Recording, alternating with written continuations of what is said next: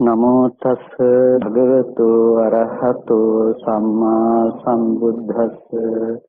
नमो तस् भगवतो अरहतो सम्मा सम्बुद्धस्स। नमो तस् भगवतो अरहतो सम्मा सम्बुद्धस्स।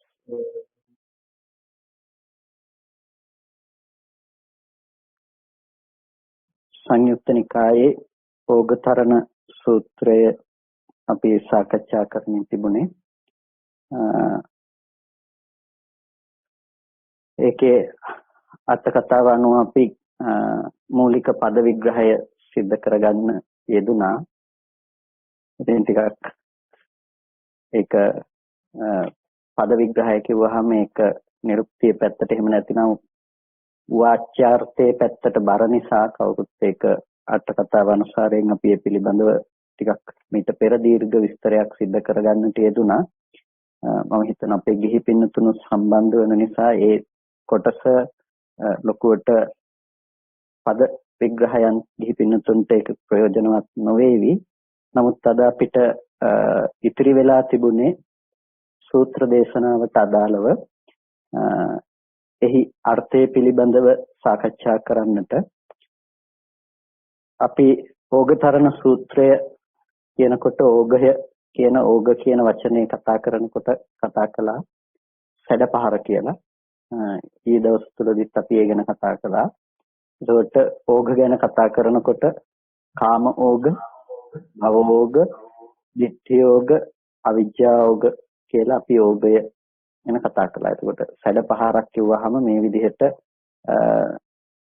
යම් ප්‍රවාහයක් නැතිනම් ගහගෙන යන ප්‍රවාහයක ස්වභාවයයි ඕගයක් කියන්නේ. සැඩපහරක් කියන එකයි සරලම නිර්වචනය කියන එක අපි එතනදී කතා කළා. ඉතින් සූත්‍ර දේශනාවේ පද විග්‍රහයෙන් මෙහාට අපිට සූත්‍රයේ අර්ථය පිළිබඳව විමසීමට යනකොට බුදුරජාණන් වහන්සේ සවැත් නුවර ජේතවනාරාමේ වැඩ ඉන්නකොට අනේපිඬු සිටුතුමාගේ ආරාමේ එක දෙවියෙක් ඇවිල්ලා නොඑක් වර්ණයෙන් ජේතවනාරාමය බබළුවාගෙන ඇවිල්ලා බුදුරජාණන් වහන්සේගේ එකත් පසෙක ඉඳලා බුදුරජාණන් වහන්සේට ගාථාවක් කියනවා.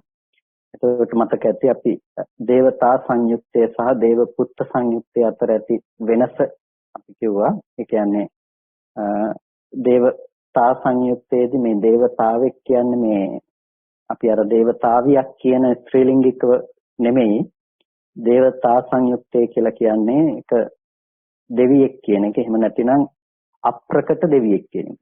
දේව පුත්ත සංයුක්තයේදී ප්‍රකට, ඒ කියන්නේ අපි සක්ත දෙවියෝ කිව්වොත් සක්ත දේවේන්ද්‍රය ප්‍රකටයි. ඉතින් මාතලී දිව්‍ය පුත්‍රයෝ මාතලී දිව්‍ය පුත්‍රය ප්‍රකටයි. ඒ වගේ අර ඒ එදා ප්‍රකට දෙවිවරු කියලා කියනකොට අපිට ත්‍රිපිටකේ නම් ගොත් වශයෙන් ප්‍රකට ප්‍රධාන ගුණ දෙවිවරු ගැන කතා කරනකොට අන්න ඒ දෙවිවරු දේව පුත්ත සංයුක්තයේදී පැහැදිලි වෙනවා.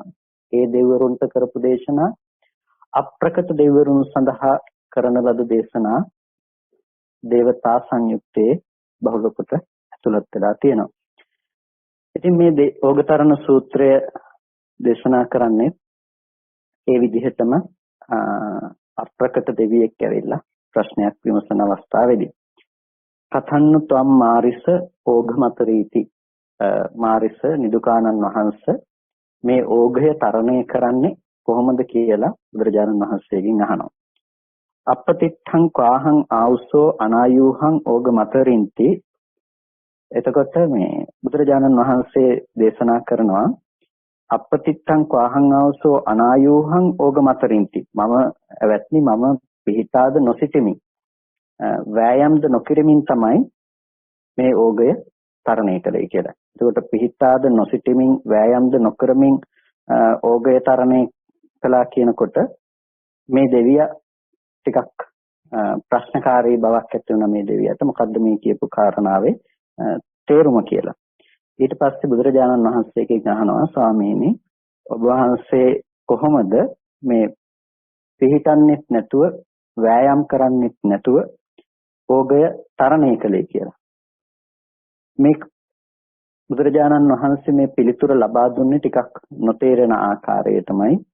ඒකට හේතුව තමයි මේ දෙවියා අපි මීට පෙර මතක් කළා ටිකක් මාන්න අධික දෙවි කෙනෙක්. ඒ නිසා මාන්නය පහ කිරීම සඳහා නැතිනම් මානය බිඳහෙලීම සඳහා තමයි භාග්‍යවතුන් වහන්සේ ටිකක් එකපාරම නොතේරෙන පිළිතුරක් දුන්නේ. එතකොට දෙවියට Taman නොදන්නා බව තේරුම් ගන්නට අවස්ථාව සලසන්නට ඕන නිසා තමයි ඒ විදිහට ටිකක් නොදන්නා ආකාරයේ දැනගන්නට නොහෙන පිළිතුරක් ලබා දුන්නේ.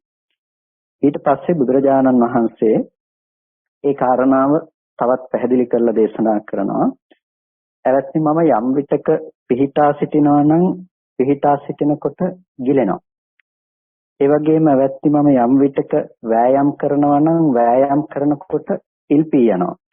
ඒ හින්දා තමයි මම වෑයමුත් නොකර පිහිටාත් නොසිටමින් මේ ඕගය තරණය කළේ කියලා භාග්‍යවතුන් වහන්සේ නැවත දේශනා කරනවා.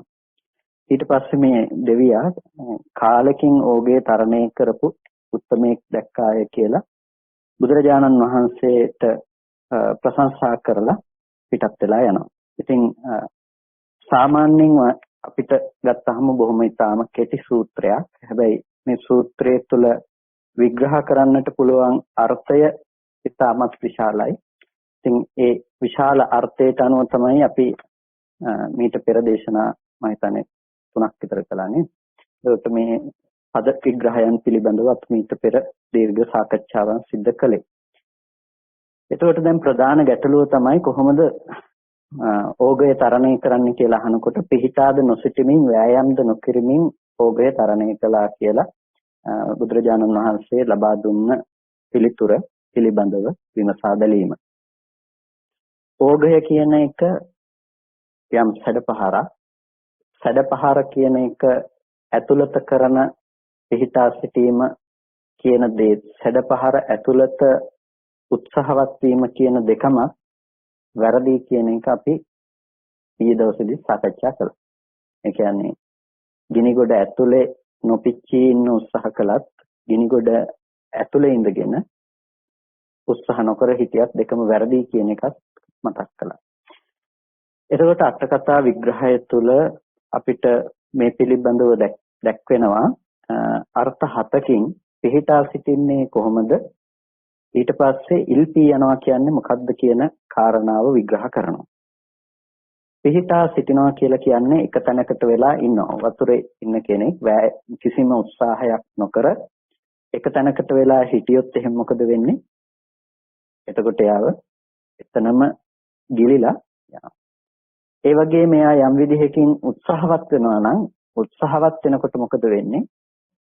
උත්සාහවත් වෙනකොට උඩට ඉල්පී යනවා. එතකොට එක තැනක හිටියත් ඒක වැරදක්.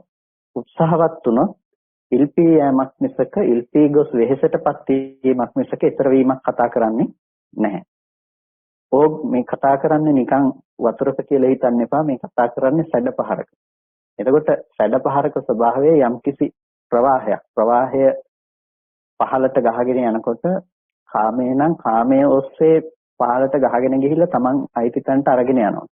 ඉතින් ප්‍රවාහය ඇතුලේ යම්කිසි කෙනෙක් උත්සාහවත් වුණත් එයා උඩට ඉල්පෙමින් එක තැනක ඉන්නවා මිසක එයාට ඕගේ තරණය කිරීමක් සිද්ධ වෙන්නේ නැහැ. ඒ වගේම ප්‍රවාහයේ කිසිවක්ම නොකර හිටියත් එයා එතන ගිලිලා ගහගෙන ගිහිල්ලා කොහේ හරි රැඳෙයි මිසක ඒද ඊතර වීමක් කතා කරන්න පුළුවන් කමක් නැත්තේ නැහැ. ඒ නිසා ඕගය කියන කාරණාව වරදක්. ඕගය කියන එක කාමෝග, භවෝග, ditthියෝග, අවිජ්ජාෝග කියලා ඕගය ඊතර කරන්නේ කොහොමද කියලා නහන්නේ. ඒ නිසා අපි සාමාන්‍යයෙන් අපේ ස්වභාවය තමයි මේ ඕගය අපි කෙලින්ම ජලයකටම සමාන කරලා ඒකේ සමාන ලක්ෂණ ටික මත ඊතර වීම කියන දේ කල්පනා කරන එක. මෙතනදී ඇත්තටම ඕගය කියන එකේදී පැහැදිලි කරන්නේ මේ පිහිටා සිටීම කියන කාරණාව පිළිබඳව අර්ථ දක්වනවා. කිලේශ වශයෙන් ඒ කියන්නේ කෙලෙස් වශයෙන් පිහිටා සිටිනවා. අபிසංඛාර වශයෙන් අபிසංස්කාර වශයෙන් ඉල්පී යෑම සිද්ධ වෙනවා. කෙලෙස් වශයෙන් කියලා කියන්නේ යම්කිසි ඒකට කෙලෙස් සහිත හැසිරීම තමයි කිලේශ වශයෙන් කියලා කියන්නේ. කෙලෙස් සහිත හැසිරීම කියලා කියන්නේ අපි රළු මට්ටමින් ඇති කරගත්ත තණ්හා උපාදාන ආදියට කියනවා කෙලෙස් වශයෙන් හැසිරෙනවායි කියලා. ඒ කියන්නේ අපි සාමාන්‍යයෙන් අපේ ජීවිතයේ පැත්තෙන් අරගෙන බැලුවොත් එහෙම අපි ද්‍රව්‍ය වලට ආසයි. ඒ කියන්නේ රූප වලට අපි ආසයි. ඊට පස්සේ ශබ්ද ඇහිීම සඳහා අපේ ආසාව තියෙනවා. ගඳ සුවඳ විඳීම සඳහා ආසාව තියෙනවා. ඒකට මෙන්න මේ ආසාව කියන දේ අපි කැමැති රූප, කැමැති ශබ්ද, කැමැති ගඳ සුවඳ, කැමැති රස, කැමැති ස්පර්ශ කියලා මෙන්න බාහිර ලෝකයට කැමැත්ත අපි ඇති කරගත්ත තැනක අන්නේ කැමැත්ත අනුව තියෙන ඇලීම තියෙනවානේ. අන්නේ ඇලීමට කියනවා කෙලෙස් වශයෙන් ඇලෙනවා කියලා. කෙලෙස්ය සහ කර්මය කියන්නේ දෙකක්. කර්මය පිළිබඳව තමයි අපි කෙලෙස්ය උපදවගන්නේ. ඒ කියන්නේ කෙලෙස්ය සහ කර්මය කියන්නේ දෙකක්. කර්මයට කියනවා අபிසංස්කාරය කියලා. කෙලෙස්ය කියනවා ඒකට එකතු කරන කෙලෙස් ටිකට. හරියට මේක හොද්දක් නම් හොද්ද රස කරන්න දාන 3-5 ටික වගේ තමයි මේ කෙලෙස් ටික කියන එක. අපිට හොද්ද කියන පොඩි දේ අපි කතා කරනවා කර්මය කියලා. ඒකට කර්මය සහ කෙලෙසුන්ගේ එකතුවක් තමයි අපි අද ජීවිතය කියලා කතා කරන තැන. කර්මය තියෙනවා නම් එතනට කෙලෙස්යක් නොයදී තියෙන්නේ නැහැ. අபிසංස්කාරය කියනකොට එතන අபிසංස්කාරයේදී පුඤ්ඤාபிසංස්කාරයත් හම්බෙනවා. අපුඤ්ඤාபிසංස්කාරයත් හම්බෙනවා. ආනිජ්ජාபிසංස්කාරයත් හම්බෙනවා. කුසල අකුසල සියලුම ප්‍රභේදයකින් තොරව මේ අபிසංස්කරණ ලක්ෂණය ගැන කතා කරනකොට ඒ අபிසංස්කරණ ලක්ෂණය තියෙනවා. එතකොට හොඳට බලන්න කෙලෙස් වශයෙන් කියන්නේ ස්ථාවරත්වයකටපත් වීම. කර්මය කියන දෙයින් කියන්නේ ආයෝහණය කියන දේ. එතකොට කර්මය කියන එකෙන් අපේ ක්‍රියාත්මක වීමක් තමයි හඳුන්වන්නේ.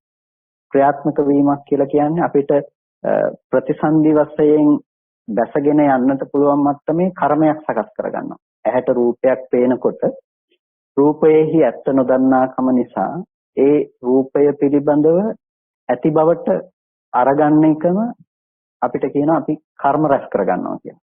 ඇති කරගත්ත දේ මත තණ්හා වශයෙන් කෙලස් ටික උපදව ගන්නකොට ඒ කෙලස් වශයෙන් හැසිරෙන දෙයට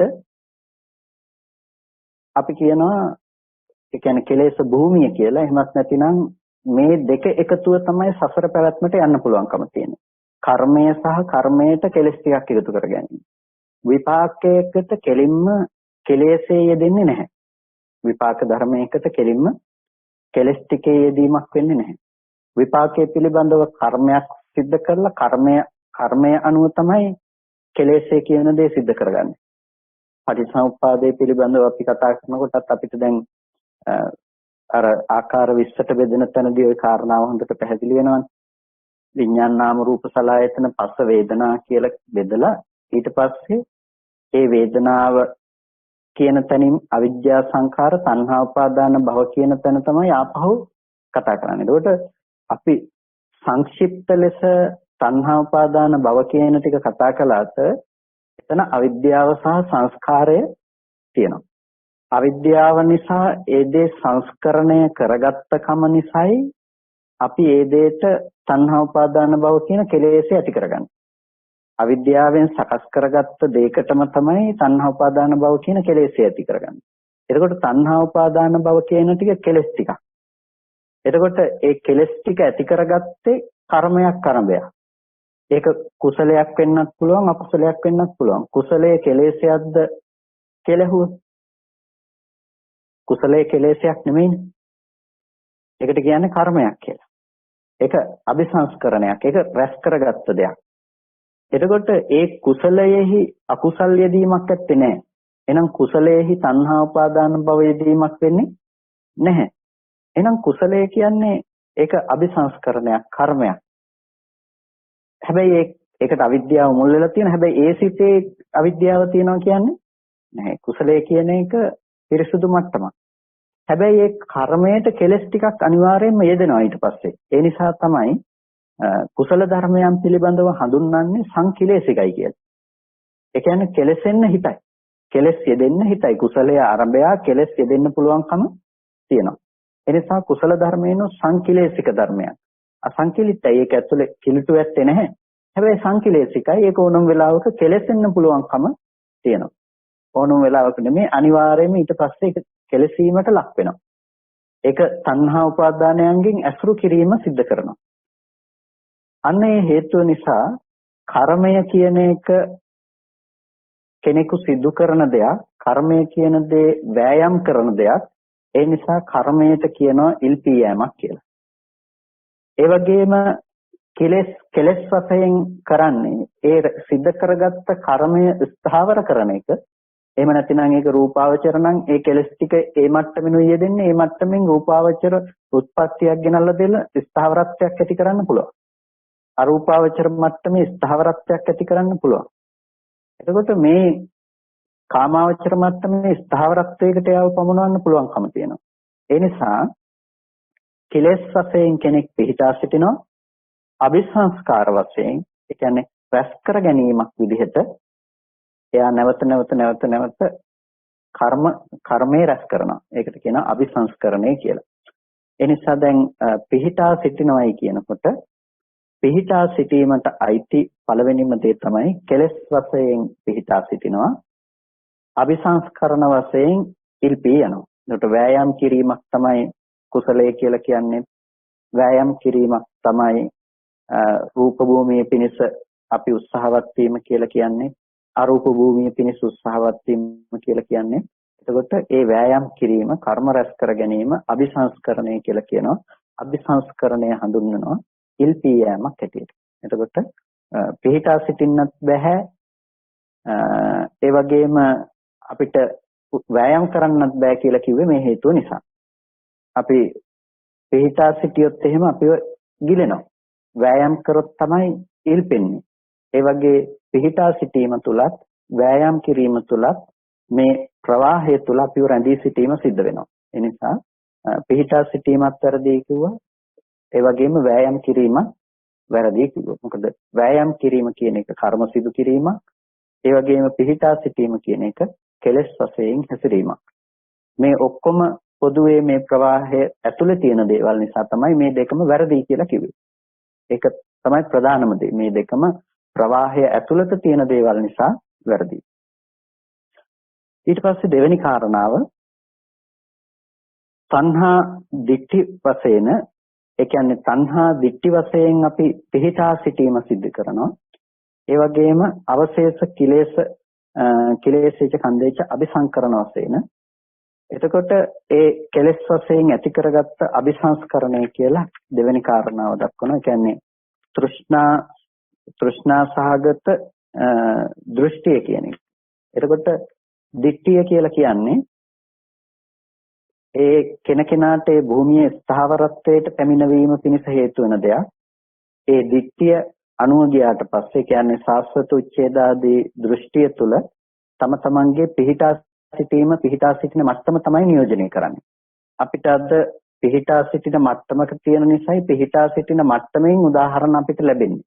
ඒ කියන්නේ යම් කිසි මට්ටමක පිහිටා සිටින්න ගත්තට පස්සේ පිහිටා සිටින මට්ටමෙන් තමයි අපිට හැම වෙලාවකදීම අරමුණු ඉදිරිපත් වීම සිද්ධ වෙන්නේ.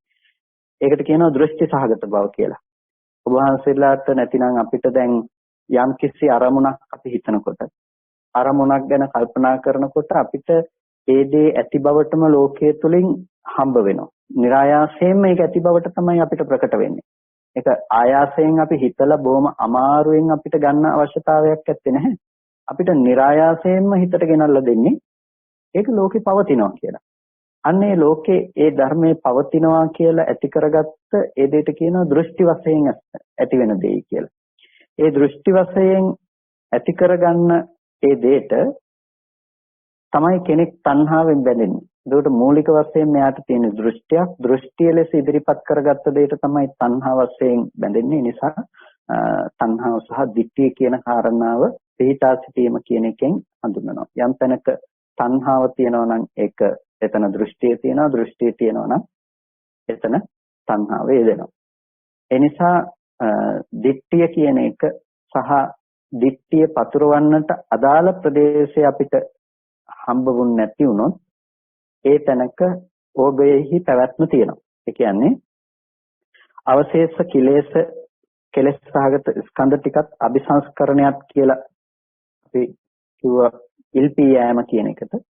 එතකොට ඉල්පී යෑම කියන එකට අபிසංස්කරණ ලක්ෂණය කතා කරන්නේ කෙලෙස් සහිතව අපි සකස් කර ගැනීම කියන එක.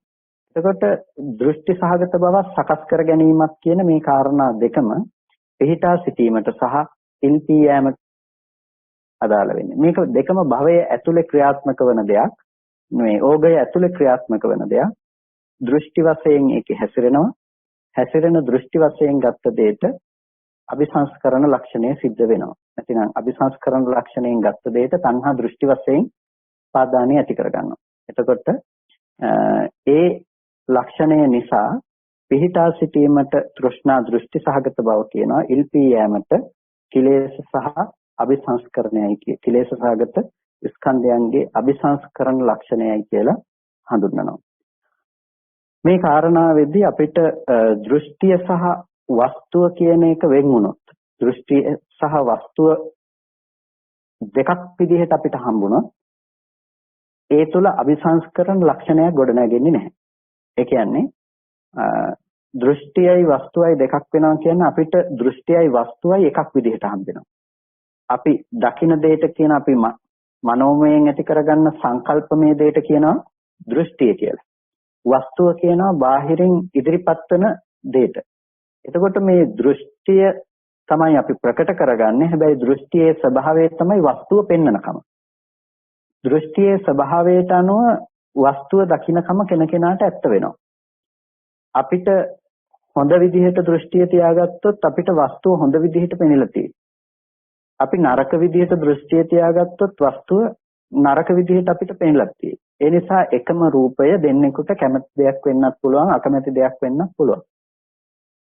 දූරියන් සුවඳ කෙනෙකුට කැමති වෙනවා, කෙනෙකුට අකමැති වෙනවා. එතකොට වස්තුව තමයි දූරියන් සුවඳ කියන එක.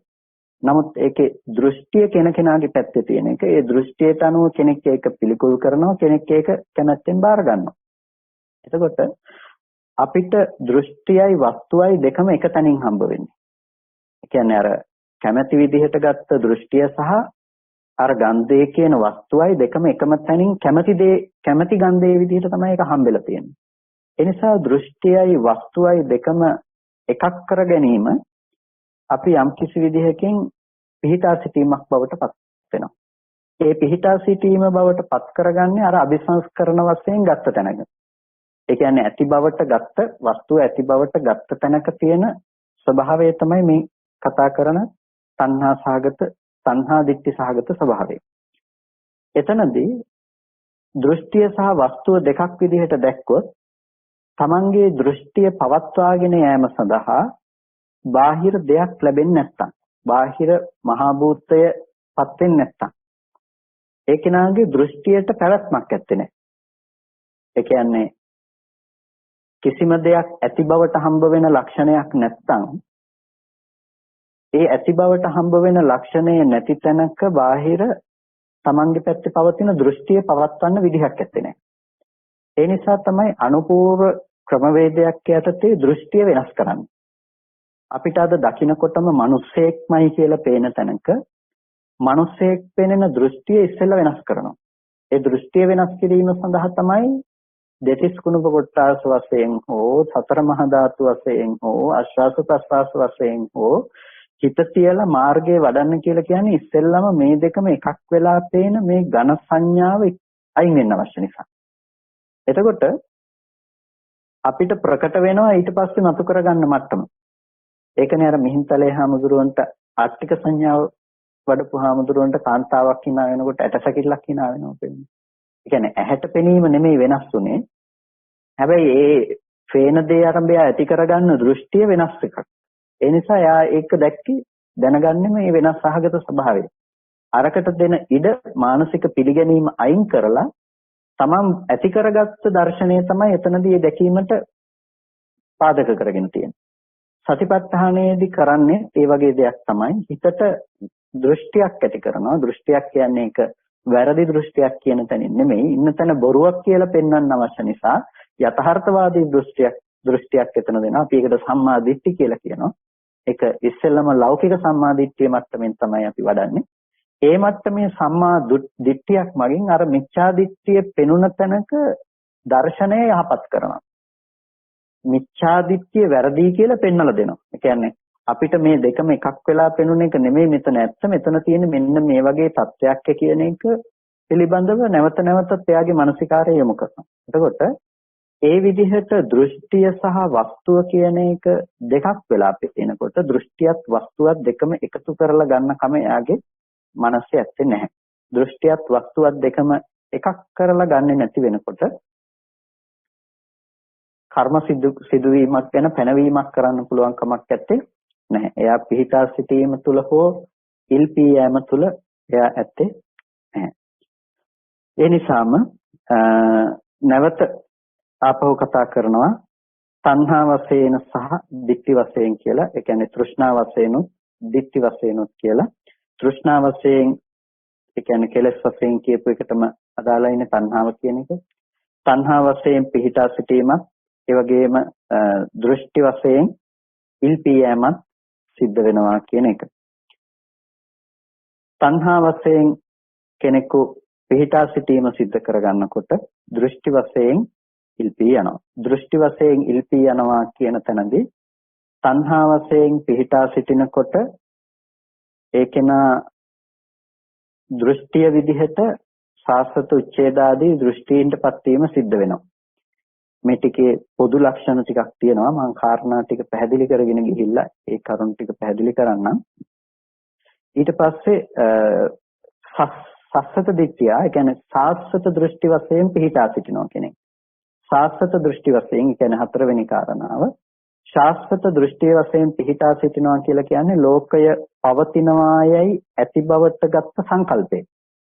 රූප වේදනා සංඥා සංස්කාර විඥාන සහිත පුද්ගල භාවයේ හෝ ලෝකයේ හෝ පදාර්ථයන්ගේ හෝ ඇති බවට ගත්ත ලක්ෂණය තමයි සාස්වතය කියලා කියන්නේ. එතකොට අන්න ඒ ඇති බවට ගත්ත ලක්ෂණය ලෝකේ පවතිනවා කියලා ගත්ත ලක්ෂණය එයා පිහිටා සිටින තැන. උච්ඡේදය කියලා කියනවා සිඳීම කියන එක. සිඳීම කියන එක ඉල්පී යෑම. එතකොට යම් කිසි කෙනෙක් මේකෙන් මිදෙන පැත්තට කැමති නම් ඒ මිදීමට කැමති කෙනාට කටයුතු කිරීම තුළ එයාට හම්බෙනවා උච්ඡේදයක්. ඒ කියන්නේ එයා සිඳීමක් කතා කරනවා. මේ ධර්මයන් එක්ක මෙතනින් පස්සේ මෙහෙම සිඳිලා යනවා කියලා. අපි ඊයේ දවසේදීත් කතා කළා සාස්වත උච්ඡේදය කියලා. කියන්නේ සාස්වත අන්තය තුල ඉන්නේ නමුත් භජනය කරන්නේ උච්ඡේදයක්. ඒ කියන්නේ ඇති බව තුල ඇති අන්තය තුල ඉඳලම නැති බව කියන දේ කතා කිරීම. එතකොට ඒක ඉල්පී යෑම කියන තැනට සාධාරණයි. ඊට පස්සේ මේ ඕලීයනාබිනිවේසාහි භවදිත්‍ති සහ උද්දච්ච වශයෙන් කියලා කියන ඉල්පී යෑමට. එතකොට ඕලීයනාබිනිවේසාහි භවදිත්‍ති කියන්නේ ඇලීම සහ පිහිටා සිටීම වශයෙන් ඇති කරගත්ත දෘෂ්ටියට. ඇලීම කියන දේ ලෝකයේ සම්මුති පැවැත්ම තුළ පවත්ම කෙරෙහි ඇති කරගත්ත තෘෂ්ණා සහගත ස්වභාවයට පැවැත්ම තුළ ඉන්න කැමැති ස්වභාවයට කියනවා ඕලීයනාබිනිවේසය කියලා. ඒ කියන්නේ පැවැත්ම තුළ හැසිරෙනවා කියන එක. පැවැත්ම තුළ දැසගෙන පවතිනවා කියන එක. එතකොට මේ පැවැත්ම පිළිබඳව ඇලීම. ඒකට කියනවා පිහිටා සිටීම කියලා. උද්දච්ච වශයෙන් එහි පිහිටා සිටින්නට බැරිකම නිසා විසිරුණු සහගත ස්වභාවයට කියනවා ඉල්පී යෑම කියලා. එතකොට අපිට ඇති දේ තුළ ඇලී පැවතීමත් ඒ දේ මිදීම පිණිස උත්සාහවත් වී විසිරී යෑම කියන එකත් දෙකම වැරදි. ඇලී පැවතීම කියන එකට කියනවා පිහිටා සිටීම කියලා. ඒ දේ ඇතුළෙම උත්සාහවත් වීම කියන එකට කියනවා උද්දච්ච වශයෙන් විසිරීමට යනවා කියලා. ඒකට කියනවා ඉල්පී යෑමටපත් වෙනවායි කියලා. ඊට පස්සේ ඒකටම අදාළයි අතිධාවනාබිනිවේසා විභව දිට්ඨි ලීන වශයෙන් සම්තිත්තන්තෝ. එතකොට අතිධාවනාබිනිවේසය කියලා කිව්වේ වැඩිපුර දුවනවා කියන එකනේ අතිධාවනය කියන්නේ. ඒ කියන්නේ බස් එක යනකොට බස් එක ඇතුලේ දුවනවා වගේ කතාවක් නික්මන්ට යන්න ඕන නිසා. එතකොට මේ අතිධාවනය නිසා කෙනෙකු විභව දෘෂ්ටියකටපත් වෙනවා. එතකොට මේ විභව දෘෂ්ටියකටපත් වීම කියන එකත් පිහිටා සිටීමට අයිති දෙයක් හැටියට දක්වනවා. ඒ තැන පිහිටා සිටීම කියන දේ තියෙනවා. ඊට පස්සේ එතන සිත හැකිලීමටපත් වෙනකොට ලීන වශයෙන් හිතපත් වුණාම කියලා කියනවා. ඒකටත් පිහිටා සිටීම කියලායි කියන්නේ. ඊට පස්සේ හිතේ විසිරුණු සහගත ස්වභාවයට කියනවා උද්දච්ච වශයෙන් හිත විසිරීමට ගියා කියලා. ඒක ඉල්පී යෑම. ඊට පස්සේ කාමසුකල්ලිකාන යෝගයට කියනවා පිහිටා සිටීම කියලා. අත්තකිලමතාන යෝගයට කියනවා උත්සාහවත් කිරීම නැතිනම් වෑයම් කිරීම ඉල්පී යෑමට හේතුව කියලා. කාමසුකල්ලිකාන යෝගය කියනකොට කාමය කෙරෙහි ඇති බැඳීම, කාමයේ කෙරෙහි කාම සුඛය පිළිබඳව අනුയോഗව වාසය කිරීම. එනිසා ලෝකෙ වැඩිපුරම කාමසුකල්ලිකාන යෝගයේ ඉන්න අය අත්තකිලමතාන යෝගයේ ස්වල්ප දෙනා ඉන්නේ. නමුත් කාමසුකල්ලිකාන යෝගයේ තුල තමයි වැඩිපුර ඉන්නේ. ඒ කියන්නේ ඒක තීරණය කරන්නේ බාහිරව කන්න බොන්න නැද්ද කියන එක මත නෙමෙයි. එයාගේ ප්‍රතිපදාව ගැන මේ කතා කරන්නේ. අද එදා වේල කන්න නැති, හොයාගන්න නැති, බොහොම දුප්පත් දුගී අසරණම මිනිස්සෙක් ඉන්න පුළුවන්. නමුත් ඒ මිනිස්සේ ඉන්නේ කාමසුකල්ලිකාන යෝගයේ. ඒ මිනිස්සයා ශරීරයට දුක ලැබුණයි කියලා ඒ මිනිස්සයා අත්තකිලමතාන යෝගේ වාසය කරන්නේ නෙමෙයි. ඒ මිනිස්සයා ඉන්නේ කාමසුකල්ලිකාන යෝගයේ. හේතුව තමයි එයාගේ දෘෂ්ටිය තියෙන්නේ බාහිර වස්තුව කෙරෙහි ඇති කරගත්ත කාමසහගත සංකල්පනාවකින් සැප විඳින්න පුළුවන් කියන තැන. ඒ නිසා එයාට නැතිකම නිසා එයා නොවිඳිනවා මිසක එයා උත්සාහවත් වෙන්නේ මේ දේවල් හොයාගෙන හොඳින් මේ දේවල් භුක්ති විඳීමට. ඒ නිසා ඒකට කියනවා කාමසුකල්ලිකාන යෝගය. එයාගේ දර්ශනේ කාමසුකල්ලිකාන යෝගය. හැබැයි ඒක නොලැබෙන්න පුළුවන් එයාට. නමුත් එයා ඉන්නේ කාමසුකල්ලිකාන යෝගය. අත්තකිලමතාන යෝගය කියන්නේ ඒකේ නිවීමක් නැහැ කියලා දැකලා ඒකෙන් මිදෙන ක්‍රමයක් හොයාගෙන යනකොට එයා හිතනවා මේකට සැප දීලා හරියන්නේ මේක ටිකක් මේ දෙන ටික අයින් කරලා බැලුවොත් එහෙමනම් මිදෙන්න පුළුවන් කියලා එයා අත්තකිලමතාන යෝගයකටපත් වෙනවා. එතකොට උත්සාහ නොකර ඉඳීමත් උත්සාහ කිරීම කියන එකත් මේ දෙකම ප්‍රවාහය ඇතුලේ තියෙන දෙයක්. ඒ නිසායි අත්තකිලමතාන යෝගයක් වැඩක් නැහැ කියලා කියන්නේ. එතකොට අත්තකිලමතාන යෝගය මිදෙන්න අවශ්‍ය කෙනෙකුට ඇති කරගන්න දෙයක්. අත්තකිලමතාන යෝගය අද ගොඩක් වෙලාවට දකින්න නැති වුණත් අත්තකිලමතාන යෝගයේ යම් යම් විදිහකට දකින්න පුළුවන්කම තියෙනවා. ඒ කියන්නේ දෘෂ්ටි සහගත ස්වභාවයකටපත් වෙලා යන එකට කියනවා අත්තකිලමතාන යෝගය කියලා. ඒකට අද සමහර වෙලාවට අපිට අත්තකිලමතාන යෝගයේ දකින්න පුළුවන්. මේ ශාසනය ඇසුරු කරගෙන උනත් සමහර වෙලාවට අර මේ එක එක කාල සීමාවලට එක එක දේවල් වෙනවනේ. අර පහුගිය කාල සීමාවල වල තිබුණේ අර විනය කාරණා ටික අදාළ කරගෙන ගිහි මූලාශ්‍රයක් සහිතව ඇති වුණ දෙයක්. එතකොට ඒ අය බලාපොරොත්තු වෙන්නේ ශරීරයට දුක දීම තුල නිවන් දකින්න පැත්තට. ඒකට විනය පිටකයේ තුල අතිධාවනය කරමින් ඒ අය උත්සාහවත් වෙනවා ඒ ඔස්සේ නිවන් දැකීම සඳහා යන්න. එතකොට ඒක අතිධාවනය තුල යෑමක් වෙලා ඒක අත්තකිලමතාන යෝගය. එහෙම නැතිනම් ගොඩ දෙනෙක් අත්තකිලමතාන යෝගයට යෑම අද අඩුයි. ඔක්කොම වගේ කාමසුකල්ලිකාන යෝගයේ තමයි වැඩිපුර ඉන්නේ. තාමත් නමුත් ඉන්දියාවේ අත්තකිලමතාන යෝගය ඉන්දියානු සමාජය ආදී තුල බහුල වශයෙන්ම නැතුවා නෙමෙයි. ඒක තියෙනවා. ඒ කියන්නේ ශරීරයට දුක් දීලා නොකා නොබී ඉඳලා මේකට ආහාර පැවැත්ම වෙන්න පුළුවන්. සාමාන්‍යයෙන් ඇඳුම් පැළඳුම් ඇඳලා ජීවත් වීම වෙන්න පුළුවන්. ඒ දේවල් සීමා කරලා බාහිර ප්‍රත්‍යංගෙන් උපරිම සීමා මායින් පනෝගෙන ඒ සීමා මායින් තුල දුකෙන් මිදීමක් බලාපොරොත්තු වීම අත්තකිලමතාන යෝගය.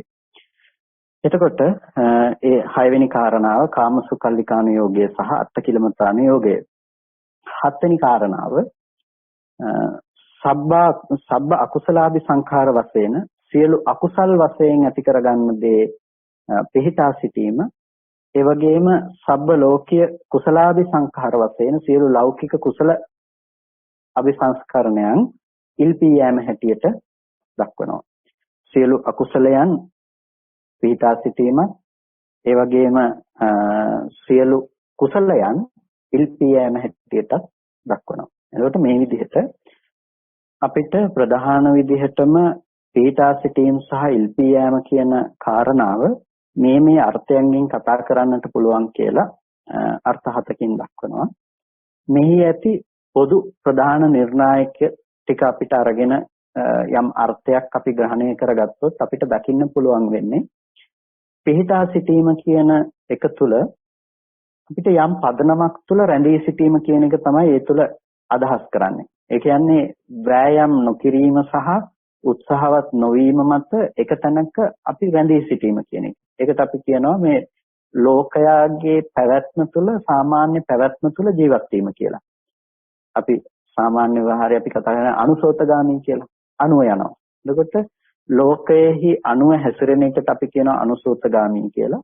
එතකොට ඒ ලෝකයේහි සැපයි කියලා හිතාගත්ත දේ සැපයි විදිහටම දකිනවා, දුකයි කියලා හිතාගත්ත දේ දුකයි විදිහටම දකිනවා. එතකොට ඒ විදිහට සැප දුක දකිමින් දුක අයින් කරලා සැපසේ ජීවත් වීමට උත්සාහවත් වෙන එකට කියනවා අපි එක තැනක පිහිටා සිටිනවා කියලා. එතකොට එයා අනායූහං, එයා උත්සාහවත් වෙන්නේ නැහැ. උත්සාහවත් වෙන්නේ නැති නිසා එයාට ගිලී යෑම කියන එක සිද්ධ වෙනවා. නැතිනම් එයා ප්‍රවාහයේ ඇතුළටම බහිනවා. ඒක නතර වෙන්නේ නැහැ. නැවැත්මක් නැහැ. ඒක තමයි බහුල ලෙසම වාසය කරන්නේ. ඒ කියන්නේ සාමාන්‍යයෙන් ලෝකයේ තුල ඔහේ ජීවත් වීම. සැප හොඳයි කියලා හිතන රූපය අනුව ගිහිල්ලා ඒ පසුපසම අපි ගමන් කරනවා. ඒක හොඳයි, ඒක බොහොම වටිනවා කියලා. ලෝකයට වටිනාකමක් දීම කියන එක, ලෝකයේ වටිනාකමක් දෙන පැත්තට හැසිරීම කියන එක, ඒක තමයි අපි එක තැනක පිහිටා සිටනවා කියන එකෙන් අදහස් කරන්නේ. එතකොට ඒ එක තැනක පිහිටා සිටීමේහි ලක්ෂණය තමයි ලෝකේ පොදුවේ සියලුම දෙනාගේ මානසික පසුබිම. ඒ කියන්නේ මිදෙන්න කල්පනා කරන කෙනෙකුගේ නෙමෙයි, නොමිදෙන්න කල්පනා කරන, මේකේ මිදීමක් හොයන්නට ඕනේ කියලා නොහිතන කෙනෙකුගේ පැවැත්ම තමයි පිහිටා සිටීම කියන දේ. එයා ලෝක පැවැත්මට අනුව එයා ගමන් කරනවා. එතකොට ඒ ලෝක පැවැත්මට අනුව එයා ප්‍රවාහයට හසු වෙලා, නමුත් ප්‍රවාහය ඇතුළේ පිහිටා සිටීම සිද්ධ වෙනවා. ඒ නිසා එයා ඉන්ද්‍රිය සංතරපණයේ පැත්තට තමයි යොමු වෙලා තියෙන්නේ. එයා හොඳ රූප හොයනවා, හොඳ ශබ්ද හොයනවා, ගන්ධ හොයනවා, රස හොයනවා, ස්පර්ශ හොයනවා. ඒ දේවල් පිළිබඳවම නැඹුරු වෙලා, ඒ පිළිබඳවම තමන්ගේ මානසිකාරයේ පවත්වමින් ඒ දේවල් වලින්ම සැපය හොයාගෙන සැපේ ගවේෂණය කරගෙන යන කෙනෙකුට කියනවා පිහිටා සිටීම කියන්නේ. ඒකට ඒ කෙනා පිහිටා සිටීම සිද්ධ කරලා තියෙන්නේ කාමෝග, භවෝග, ditthiyෝග, අවිජ්ජාෝග කියන මේ චතුර්විධ ඕගයේ තමයි මේ හැමදේම එයාගේ සිදුවීම සිද්ධ කරලා තියෙන්නේ. එතකොට කාමෝගය කියනකොට එයාගේ කැමැති කාමනේ වෙන ලක්ෂණය, නැතිනම් කැමැති වෙන බව. එතකොට ඒ කැමැති වෙන බව රූප, ශබ්ද, ගන්ධ, රස, ස්පර්ශ ටික පැත්තෙන් පෙනිලා එයා ඒව හොයාගෙන ඒ ඔස්සේ කටයුතු කරනවා. ඊට පස්සේ ditthiyෝගයක් කියලා කියනකොට එයාගේ දෘෂ්ටි සහගත ස්වභාවය. එතකොට දෘෂ්ටි සහගත ස්වභාවය එයාගේපත් වෙන්නේ කාමයේ අනුව ගියොත් නම් කාමයේ අනුව තමයි දෘෂ්ටිය තියෙන්නේ. රූපය අනුව ගියොත් නම් එයාට ධානා නිමිත්තක් වෙන්න පුළුවන්. ඒකට කියනවා ඥාන නිකාන්ති තණ්හා කියලා. ඒක මේ විශේෂ වචනයක්. එතකොට ඥාන නිකාන්ති තණ්හා කියලා කියන්නේ ධානයක උනත් එයා ඇති කරගන්න නිකාන්ති තණ්හාව කියන එක. ධානයේ උනත් ධාන නිමිත්ත තණ්හා උපාදානයන්ගෙන් එයා ඇසුරු කරන බව. එතකොට ඒ විදිහට එයා දන්නේ එතන හැසිරෙන්නේ. එයා ditthi යෝගය තුල එතන හැසිරෙනවා. ඊට පස්සේ එයා දෘෂ්ටි යෝගයටපත් වුණා වගේම භවයේ එයා සකස් කරගෙන ඉන්න නිසා භවෝගයයි කියලා කියනවා. ඒ වගේම ඇත්ත නොදන්නා අවිද්‍යා යෝගය තුල එයා සාමාන්‍ය පැවැත්ම තුල කටයුතු කරනවා. ඉල්පී යාම කියන එකෙන් අදහස් කරන්නේ මෙතන පොදු ව්‍යවහාරය අනුව අපි අරගෙන බැලුවොත් යම් කිසි කර්ම රැස් කර ගැනීමක්.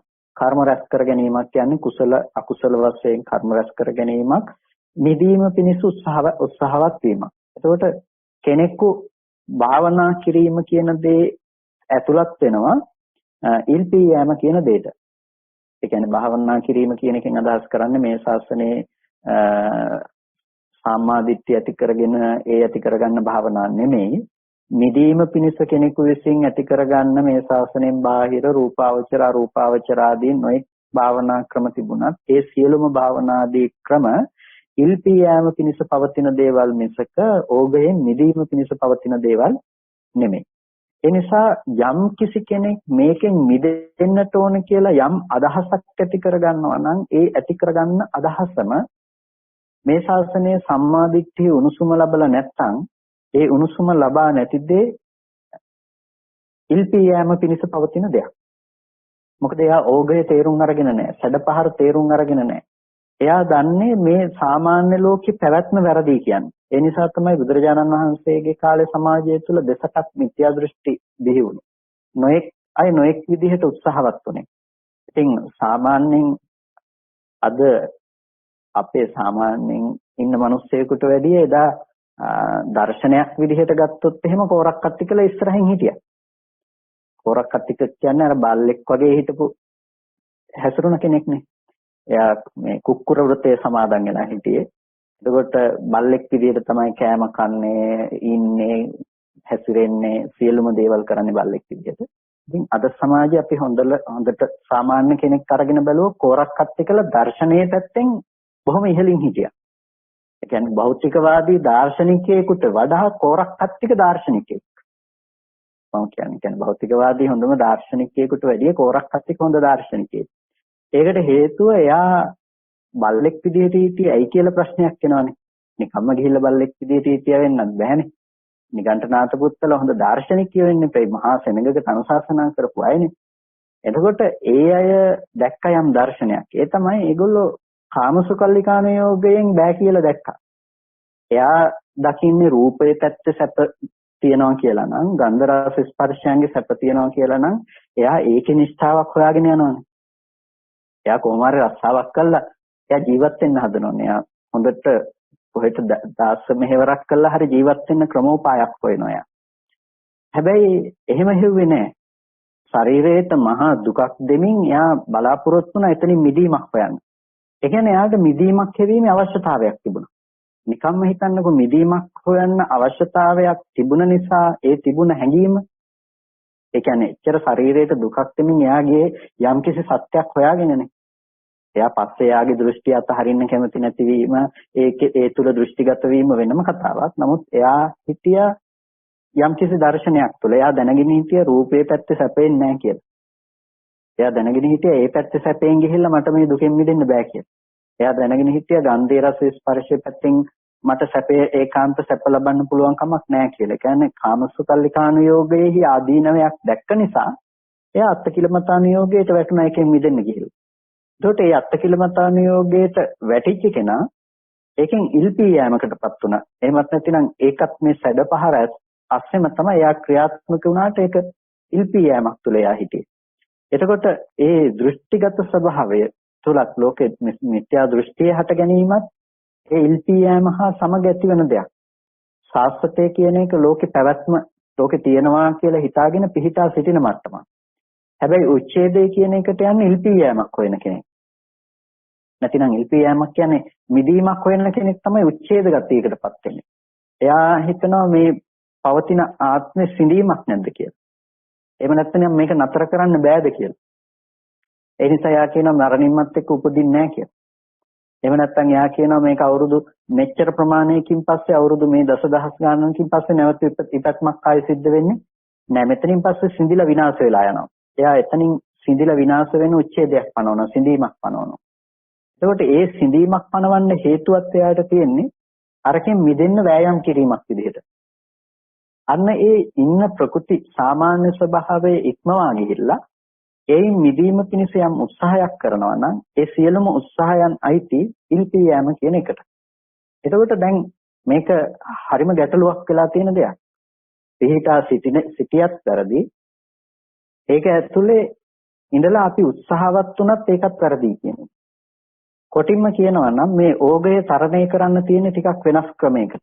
මේ ඕගය තරණය කිරීම හිතන්න එපා වතුරට බහැලා පැනලා පීනනවා වගේ දෙයක්. මේක එහෙම තරණය කරන්න පුළුවන් ඕගයක් නෙමෙයි. මොකද මේක ඇවිල්ලා මේ ලොකු ඕගයක්. ඒ කියන්නේ මම මේක මෙහෙම කිව්වොත් එහෙනම් ඩෑම් එකකින් යන වතුර පාරක් වගේ මහා ලොකු සැඩ පාරක් මේක. එතකොට අනන්ත සසරේ ඉඳලා පුරුදු කරගත්ත ආශ්‍රව ටික මත දිවෙන මහා ලොකු ඕගයක් මේක මහා ලොකු සැඩ පහරක්. ඕක යම් මට්ටමකින් වහලා දාන්න නැතුව ඕගේ වහන්න නැතුව ඕගෙන් ඈතර වීමක් ගැන කතා කරන්නවත් පුළුවන් කමක් නැත්තේ නෑ. ඒ නිසා ඔබ වහන්සේලාට අද සිද්ධ වෙන්නේ ඕගේ ඇතුළ ගිහිල්ලා ඕගෙන් ඈතර වීම ගැන සිද්ධ කරන්න නෙමෙයි. ඕගේ නැති කරන්නයි තියෙන්නේ. කාමේනේ නැති කරන්න තියෙන්නේ. භවේනේ නැති කරන්න තියෙන්නේ. දෘෂ්ටේනේ නැති කරන්න තියෙන්නේ. අවිද්‍යාවනේ නැති කරන්න තියෙන්නේ. එහෙනම් මේ නැති කරන්න අවශ්‍ය වෙලා තියෙන ඕගයනේ. එහෙනම් ඕගයේ ඊතර වීම කියන එකෙන් අදහස් කරේ ඕගය ඇතුලේ ඕගයට පැනලා ඕගයෙන් ඊතර වීමක් ගැන කතා කිරීම නෙමෙයි. ඕගයේ නැවතීමක් පිළිබඳවයි කතා කරන්නේ. ඕගය නතර කරාට පස්සේ නිකම්ම ඊතර වෙලා යා. නිකම්ම ඕගය තරණය කරන්න ඕගයක් නෑ යාට දැන්. ඒ නිසා මේ ශාසනය ඕග තරණය කරනවා කියන එක ඒකයි මම මුලින්ම කිව්වේ අපි නිකන් වතුරකට බැහැලා පීනනවා වගේ අදහසකින් සංකල්පකින් හිතන්න එපා කියලා. එතකොට මෙතන තියෙන සාමාන්‍ය ස්වභාවය තමයි ඕග තරණයක් සඳහා අපිට යන්න අවශ්‍ය නම් අපි ඕගය නැති කරන පැත්ත ගැන අපිට දැනුමක් තියෙන්න ඕන. එතකොට ඒ ඕගය නැති කරන්න යන කෙනෙකු තමයි නිවැරදි සම්මා දෘෂ්ටියකටපත් වෙන්නේ. සම්මා දිට්ඨියක් තුළ ඉඳලා ඒ ගමන යන්නේ. එහෙම නැතිනම් අපි යන්නේ ඕගය ඇතුලේ යන ගමනක් මිසක ඕගයෙන් පරිබාහිර දෙයක නෙමෙයි. අපි සාමාන්‍යයෙන් කාමයේ ඇතුලේ නම් භවයේ ඇතුලේ නම් දෘෂ්ටියේ ඇතුලේ නම් අවිද්‍යාව ඇතුලේ නම් මේ ක්‍රියාදාමයේ ඔක්කොම සිද්ධ කරන්නේ. එහෙනම් අපිට ඒ යෝගය ඊතර වෙන්න පුළුවන් කමක් නැත්තේ. ඒ ඕගය ඇතුලේ අර මහා ලොකු සැඩපහර ඇතුලේ අපි උත්සාහවත් නොවි හිටියත් උත්සාහත් වුණත් වැරදි අපි ඒක. ඒ නිසා ඕගය ඇතුලේ මේ දේ කතා කරන්න පුළුවන් කමක් නැත්තේ නැහැ. ඕගයෙන් මිදෙන්න අවශ්‍ය කෙනෙකුට ඕගය නැති කරන තැනක් ගැන තමයි කතා කරන්න වෙන්නේ. ඒ කියන්නේ අර මහා ඩෑම් එකකින් යන අර වතුර මහා ප්‍රවාහය නතර කරන්න පුළුවන් තැනකින් නතර කරන එකක් විතරයි කරන්න පුළුවන්කම තියෙන්නේ. අන්න ඒ කෙනාට පුළුවන් ඊතර වෙන්න. ඒ නිසා අපිට මේ ප්‍රවාහය ඇති උනේ යම් තැනක නම් ඒ ප්‍රවාහය ඇති වුණු තැන බලන්න වෙනවා. ඒ කියන්නේ මේ ප්‍රවාහය මහා ලොකු මූලාශ්‍රයක් බවට පත් කරගත්ත තැනක් තිබුණා නම් ඒ තැන ගැන අපිට තේරුම් ගන්න වෙනවා. ඒ නිසා අපිට ඒ ප්‍රවාහය ඇති වුණ තැන ගැන බලනකොට තමයි අපිට දකින්න පුළුවන් වෙන්නේ ලෝකේ යථාර්ථය කියන එක. ඒ කියන්නේ හට ගැනීම සහ වැයවීම කියන ධර්මතාවය අපිට දකින්න පුළුවන් වෙන්නේ. උදේවැය කියන දේ අපිට හේතු නිසා හටගත්තු ධර්මයේ සහ හේතු නැති වෙනකොට නැතිව යන ධර්මතාවය අපිට තේරුම් ගන්න පුළුවන්කම තියෙන්නේ. අන්න ඒ තැන අපි ඇත්ත දැක්කොත් අර මහා ප්‍රවාහයේ පැවැත්මක් සිද්ධ වෙන්නේ. ඒ කියන්නේ හටගත්තු ධර්මයේ ඉතුරු නැතුව නැති වෙන බව අපි ප්‍රත්‍යක්ෂ කළොත් ඒකම තමයි අර ආපු මහා ජල කඳකට නැතිනම් ආපු මහා සැඩපහරකට නතර කිරීමක් කියලා කියන්නේ. කෙලෙස් වශයෙන් ආශ්‍රව වශයෙන් ගත්ත දේ පතිත කරන්න තැනක් හම්බ වෙනවා නම් ඒ පතිත කරන්න තැන හම්බ වෙනකම් මේ මහා ප්‍රවාහය ගමන් කරනවම තමයි. ඒ නිසා සැඩපහර හැම වෙලාවකදීම යන්නේ යම්කිසි ආනතියකට යම්කිසි කෙලවරක් බලාගෙන. අපි ඒ සැඩපහරට අවශ්‍ය ඒ දේ නැති කරලා තියනවා නම් ඒ සැඩපහර දුවන්න අවශ්‍ය තැන සැඩපහර දිවෙන්න අවශ්‍ය වීතිය නැතුව කවදාවත් සැඩපහරක් දුවන්නේ නැහැ.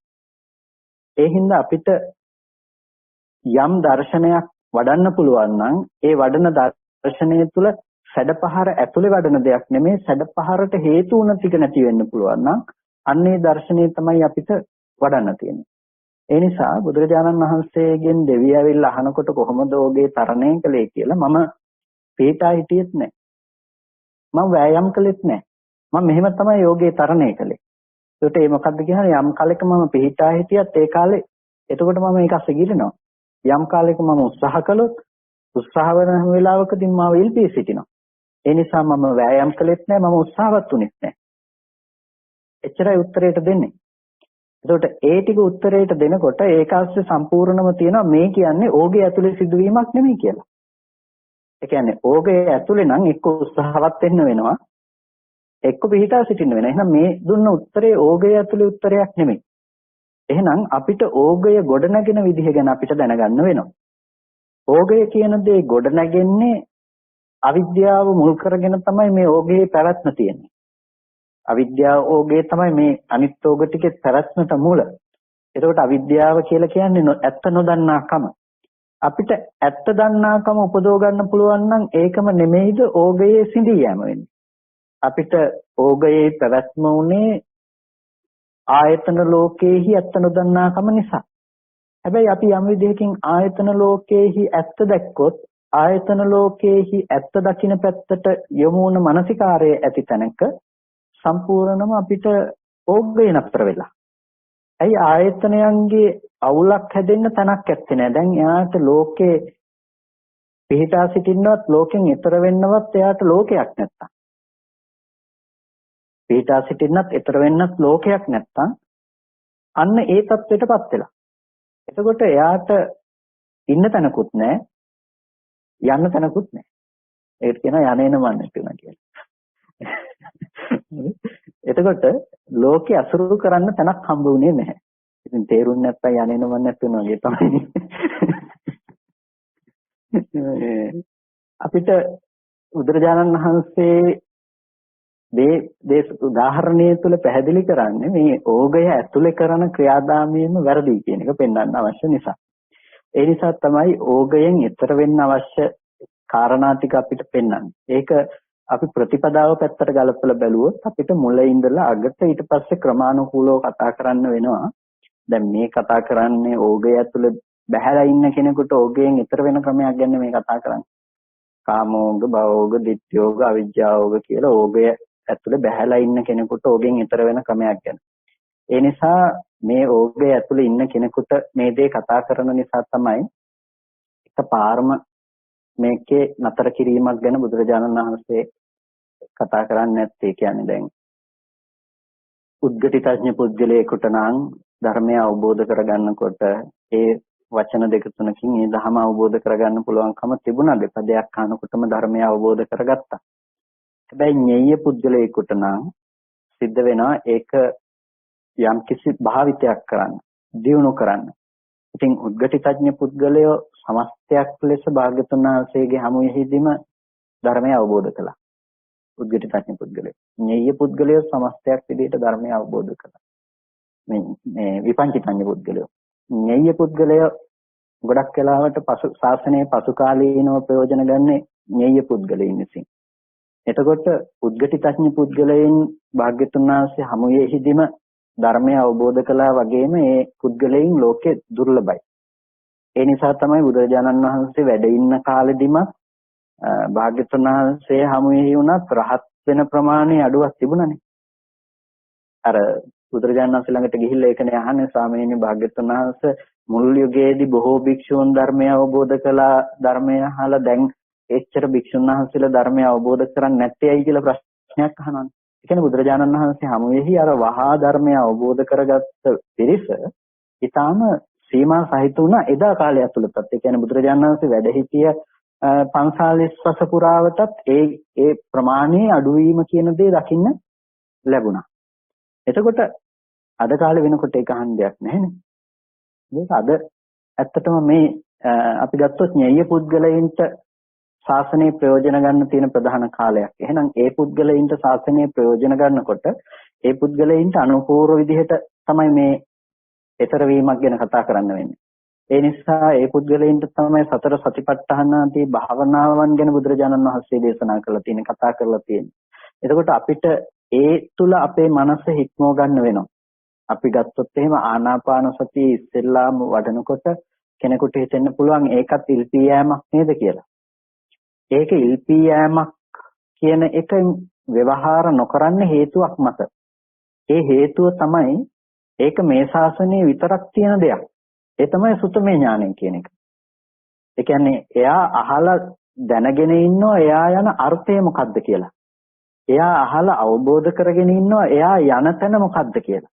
ඒ නිසා විතරයි ඒක ඉල්පී යෑමක් නොවන්නේ. එහෙම නැත්නම් ආනාපාන සතිය වැඩුවා කියලා ඒකත් ඉල්පී යෑමක් තමයි. ආනාපාන සතිය නිවන් දකින්න බෑනේ.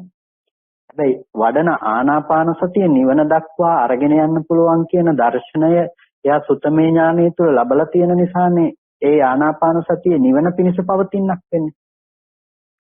අර තේසල එක දවසක් හර මෛත්‍රී භාවනාව ගැනත් අර නිවනට නැඹුරුවක් කොටම දේශනා කරලා තියෙනවා. එතකොට මෛත්‍රී චේතෝ විමුක්තිය කියන එකත් මෛත්‍රී භාවනාව කියන දේත් නිවනට නැඹුරුවක්. ඒක නිවන කෙලවර කොට පවතිනක් කොට දේශනා කරනවා. ඒ කියන්නේ මෛත්‍රී භාවනාවෙන් නිවන් දකින්නවා කියන එක නෙමෙයි. ඒකෙදි දේශනා කරන්නේ මෛත්‍රී භාවනාව කියන එකත් නිවන් දකින්නට අවශ්‍ය කොට කරන්නේ පූර්ව දර්ශනය තුලින්. ඒ නිසා එයාගේ සීලයේ ඉඳලා ප්‍රඥාව උපදවන තැනට අරිහත් මාර්ගයේ උපදවන තැන දක්වාම එයාව අරගෙන ගිහිල්ලා තියෙන යම්කිසි දර්ශනයකින්. ඒ දර්ශනය සහිත නිසා අන්න ඒ දර්ශනය මේ ඕගයට අයිති නැති නිසා තමයි ඒ භාවනාවත් ඕගයට අයිති නෑ කියලා කියන්නේ. එහෙම නැතිනම් සතිපට්ඨාන භාවනාව ගත්තත් සමතේ මූලික කරගෙන යන මූලික ටික ඕගය ඇතුලේ තමයි. හැබැයි ඒක ගාඩ් එකක් දාලා තියෙනවා පොඩ්ඩක් මේ සැර නැති තැනක තමයි එයා ඉන්නේ ඊතර වෙන්න පුළුවන් තැනක. හේතුව තමයි එයාට දර්ශනයේ උණුසුම ලැබිලා තියෙනවා. එයා පරතෝගෝසප්පත්ති තුළ සුතමේ ඥානෙ උපදවගත්ත කෙනෙක්. එයාට පුළුවන්කම තියෙනවා ඕගෙන් ඊතර වෙන්න කියන්නේ ඕගේ නතර කරන්න පුළුවන්කම තියෙනවා. එයා ඕගය නතර කිරීමෙන් විතරයි ඕගේ ඊතර වෙන්න පුළුවන්කම තියෙන. මේක කවදාවත් පීනලා ගිහිල්ලා ඊතර වෙන්න පුළුවන් ඕගයක් නෙමෙයි. ඒ නිසා ලෝකේ හැමදාම උත්සාහවත් වෙන්නේ එක්කෝ ඕගේ ඇතුලේ ජීවත් වෙන්න. එහෙම නැතිනම් පීනලා ඕගෙන් ඊතර වෙන්න. මේක එහෙම කරන්න පුළුවන් දෙයක් නෙමෙයි. බැස්සොත් බැස්ස තැනම වැරදි. ඒ නිසා බැස්සොත් බැස්ස තැනම වැරදි නම් ඉතින් ඒ ගැන කතා කරන්න බෑ. එහෙනම් ඕගේ නැති වෙන්න ඕන.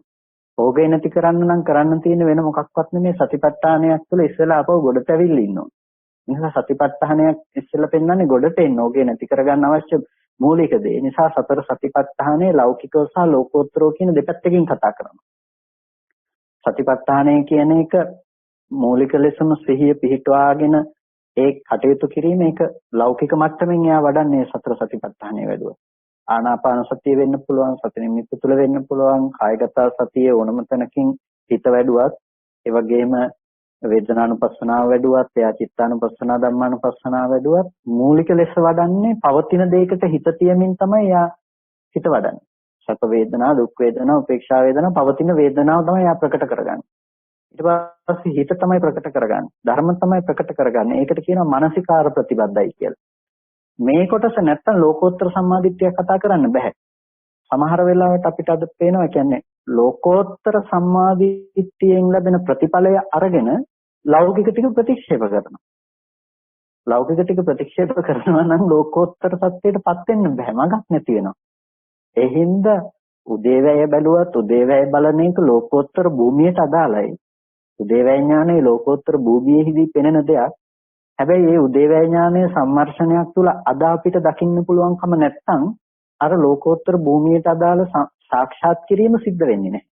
ඒ නිසා ඒක මාර්ගයක් විදිහටත් අපිට ඒක දියුණු කරන්න උපකාර කරගන්න වෙනවා. එතකොට අපිට ඒක සතිපට්ඨාන ආදී ලෞකිකවත් ලෝකෝත්තරවත් කතා කරන්නේ ඒ හේතුව නිසා. නිසා අපිට සතිපට්ඨානය අපි වඩන්න පටන් ගන්න ලෞකික ධර්මයක් විදිහට. ඒ නිසා තමයි ඇති දෙයකට හිත තියාගෙන ඉස්සෙල්ලා පටන් ගන්න එක ස්ලෝම්නිය දත්ත ආදී වශයෙන්.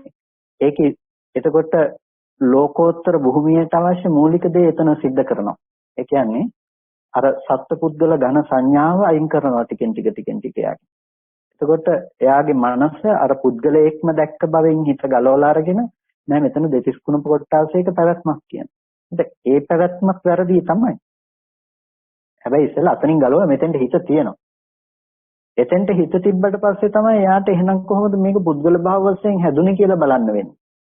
එතකොට එයාට පේනවා මේ හේතු ටික ඇතිකල්ලි හටගත්තු ධර්මයක්. සමුදය ධම්මානුපස්සීවා, වය ධම්මානුපස්සීවා, සමුදය වය ධම්මානුපස්සීවා කියලා. එතකොට ඒකට කියනවා සතිපට්ඨාන භාවනාව කියලා. අර සතිපට්ඨාන විභංගයේදී කතා කරන්නේ විභංග සූත්‍රයේදී සතිපට්ඨාන භාවනාවක් කියලා. ඒකට ඒ කතා කරන්නේ ඔය අර්ථය නිසා. ඒකට සතිපට්ඨානය වඩන්නත් පුළුවන්, සතිපට්ඨාන භාවනාව විදිහට ඒක දිනු කරන්නත් පුළුවන්. එතකොට අපි සතිපට්ඨානයක හිත තැබීම තුළ අපිට දිනු වෙන්නේ සතිපට්ඨාන භාවනාව වඩන්න අවශ්‍ය පසුබිම. එතකොට ඒ සතිපට්ඨාන භාවනාව තමයි අපිට නිවන පිණිස හේතු වෙන්නේ. ඒ නිසා තමයි ඒකායනෝ අයම් භික්ඛවේ මේ මග්ගෝ සත්තානං විසුද්ධියා කියලා මහන්නේ එකම මගයි සත්‍යයෙන්ගේ පිරිසුදු බව නිවනට තියෙන කියලා සතිපට්ඨානය දේශනා කරන්නේ. ඒ කියන්නේ හිත අරගෙන යන්න තියෙන මාර්ගය තමයි සතිපට්ඨානය කියලා කියන්නේ. ඒක ලෞකික භූමියේ ඉඳලා ලෝකෝත්තර භූමිය දක්වාම තියෙන මාර්ගය. ඒකට මේ මාර්ගය තුළ තමයි නිවනට යන්න පුළුවන්කම තියෙන්නේ. ඒකේ කොටසක් අපි කියනවා ලෞකිකයි කියලා. ඒකේ කොටසක් ලෝකෝත්තර භූමියට අදාළව යෙදිලා තියෙනවා. එතකොට ඒ විදිහට තමයි ඕගයෙන් ඈතර වීම ගැන කතා කරන්න පුළුවන්. එහෙම නැතුව ඕගය ඇතුලේ නම් උත්සාහවත් වුණත් කරදී, උත්සාහවත් නොවුණත් කරදී. ඒ කියන්නේ පෙනෙන, ඇහෙන, දැනෙන, දැනගන්න දේවල් ඇතුලේ ඉඳලා ඒ දේවල් වලින් මිදෙන්න උත්සාහ වුණත් වැරදි, ඒ දේවල් එක්ක ජීවත් වුණත් වැරදි. අපිට භාවනා කරන්න ගියත් අපිට සියුම් ලෙස ওই වගේ කෙලෙස්යන් අපේ හිතට එන්න පුළුවන්කම තියෙනවා. ඒ වගේ කෙලෙස්යන් අපිට අරමුණු වීම සිද්ධ වෙනවා. ඒ කියන්නේ අපි සාමාන්‍යයෙන් භාවනාවක් තුළ හිටියත් භාවනා කරන්න ගියත් අපි දෘෂ්ටි වශයෙන් ඒ භාවනාවේ ඒ තැන් උපාදාන වශයෙන් අල්ලන්න පුරුදු වෙනවා එහෙනම්. ඒ කියන්නේ එක්ක මොකක්වත්ම නැහැ කියලා හිතනවා නැති තැනකටපත් වෙනවා මොනවා හරි මට්ටමක තුළ අපි වැඳිලා ඉන්නවා. සමහර වෙලාවට ඒ භාවනා හිතම උපාදාන වශයෙන් නැවත අල්ල ගන්නවා ග්‍රහණය කර ගන්නවා. අර මූලික වශයෙන් ලැබෙන සම්මාදිට්ඨිය තමයි ඔය ඔක්කොම සිඳලා දාන්න අවශ්‍ය දර්ශනය ගොඩනගන්නේ. ඒ නිසා තමයි මේ හැම කාරණාවක්ම මේ විවිධ පරයයන්ගෙන් කියන්නේ ඒ ගොඩනගෙන දර්ශනය හරිම වැදගත් වෙනවා අර ලෝකෝත්තර දර්ශනය ඇති කරගන්න යනකොට. ඒ කියන්නේ හිතට තිතියක් විඥාණයට තිතියක් දෙන්න බෑනේ අපිට මොන තැනක්වත්. ඉතින් හිත රූපය විඥානත් තිතියක් වෙනකොට ශබ්දේ ගන්ධේ රස ස්පර්ශයේ විඥානත් තිතියක් වෙනකොට ඒක පැහැදිලි. හැබැයි විඥානයේ විඥානත් තිතියක් වෙනකොට ඒක තේරුම් ගැනීම හරිම අපහසුයි. එතකොට ඒ මිදීම පිණිස ගන්න දේම විඥානත් තිතියක් වෙලා නම් නිවනක් මඤ්ඤණා කරනවා කියලා බුදුරජාණන් වහන්සේ දේශනා කරනවා. නිබ්බානම් මඤ්ඤති. නිවනක් මඤ්ඤණා කරනවා. එතකොට නිවනක් මඤ්ඤණා කරලා නිවන් දකින්න කෙනත් මමයි. ඒ ඉන්න මාව තමයි නිවනට දාගන්න උපරිම උත්සාහවත් වෙන්නේ. එතකොට අර ස්කන්ධයන්ගේ උදේවැය දර්ශනය තුළ සලායතන නිරෝධය තුළ දකින්න නිවනට මෙහා ගිහිල්ලා මේ ඉන්න කෙනාව නිවනට දාලා ටක් ගාලා මිදෙන ක්‍රමයක් ගැන අපි කල්පනා කරනවා. ඒක බොහොම සියුම්ම යන දෙයක්. එයා නිවන් දකින්න හිත වැඩුවත් ඒ වඩන හිත පවා එයා මඤ්ඤණාවෙන් නැවත ඇසුරු කරන තැනකටපත් වෙනවා. ඒ නිසා භාවනාව කරනකොටත් අපි බොහොම පරිස්සම් වෙන්නට ඕනේ මේක ඕගය ඇතුලේ තියෙන දෙයක් වෙන්න බැරි වෙන්නේ. ඒ කියන්නේ මේක ඕගය ඇතුළටම යන්න තියෙන දෙයක් නෙමෙයි. ඕගය ඇතුලේ ඉඳලා ඕගය ඊතර වීමට පවතින දෙයක් නෙමෙයි. ඕගය නැති කිරීම පිණිස අපි උත්සාහවත් වෙන දෙයක්. ඒ නිසා ඕගය නැති කරන්න උත්සාහවත් වෙන්න ඕනේ. ඕගය ඇතුලේ හිටියත් ඊතර වෙන්න උත්සාහවත් වුණා ඒක කිසිම දෙකම ප්‍රයෝජනවත් නැති දෙයක්. මොකද ඒ ප්‍රවාහයට විරුද්ධව යන්න පුළුවන් කමක් නැත්තේ නැහැ. ඒ ප්‍රවාහය නැති කරන්න පුළුවන් මිසක ඒකේ පීනන්න පුළුවන් කමක් නැත්තේ නැහැ. ඒ නිසා ඒකේ උත්සාහවත් නොවුනත් වැරදි. ඒ ප්‍රවාහයේ ඇතුලේ ජීවත් වුණොත් ජීවත් වීමම වැරදි නම් ඒක ඇතුලේ ආයේ කතා කරන්න දෙයක් නැහැ. ඒ නිසා ඕගතරණ සූත්‍රයේදී බුදුරජාණන් වහන්සේ දේශනා කරපු අර්ථය අපිට වටහා ගන්න පුළුවන් ආකාර 7ක් පිළිබඳවයි අපි කෙටියෙන් කතා කළේ. ඊට පස්සේ ඒ ඔස්සේ අපිට අර්ථ ගන්න පුළුවන් මූලික සැලැස්ම පිළිබඳවයි අපි ඊට පස්සේ කතා කළේ. කියන්නේ ඒ ඔස්සේ අපිට අර්ථ ගන්න පුළුවන්කම තියෙනවා මේ විදිහට පිටා සිටීම කියන්නේ මොකද්ද? ඊතර වීම කියන්නේ මොකද්ද? සහ මේක දෙකම ඕගේ ඇතුලේ තියෙන දෙයක් නම් ඒක ඕගේ ඇතුලේ තියෙන දේ වැරදි කියන්නේ. නිසා අපි ප්‍රහාණය කළ යුතු ධර්ම මොනවද කියලා බැලුවාම කාමයේ කියන එක අපි ප්‍රහාණය කළ යුතු දෙයක්, දෘෂ්ටිය කියන එක ප්‍රහාණය කළ යුතු දෙයක්, භවය කියන එක ප්‍රහාණය කළ යුතු දෙයක්, අවිද්‍යාව කියන එක ප්‍රහාණය කළ යුතු දෙයක්. ඒ ඔක්කොම නිරෝධ කරන්න තියෙන දේවල්, අනුත්පාද නිරෝධයකට ලක් කරන්න තියෙන දේවල්. ඒකට ඒ දේවල් නොහට ගන්න බවට පත් කරන්න ඕනේ නම් ඒ කියන්නේ මේ ඕගය කියන එක නොහට ගන්න බවට පත් කරන්න ඕන දෙයක් නේ. ඕගය තියාගෙන ඒකෙන් ඈතර වීම නෙමෙයි. ඕගය නැති කරන්න ඕන.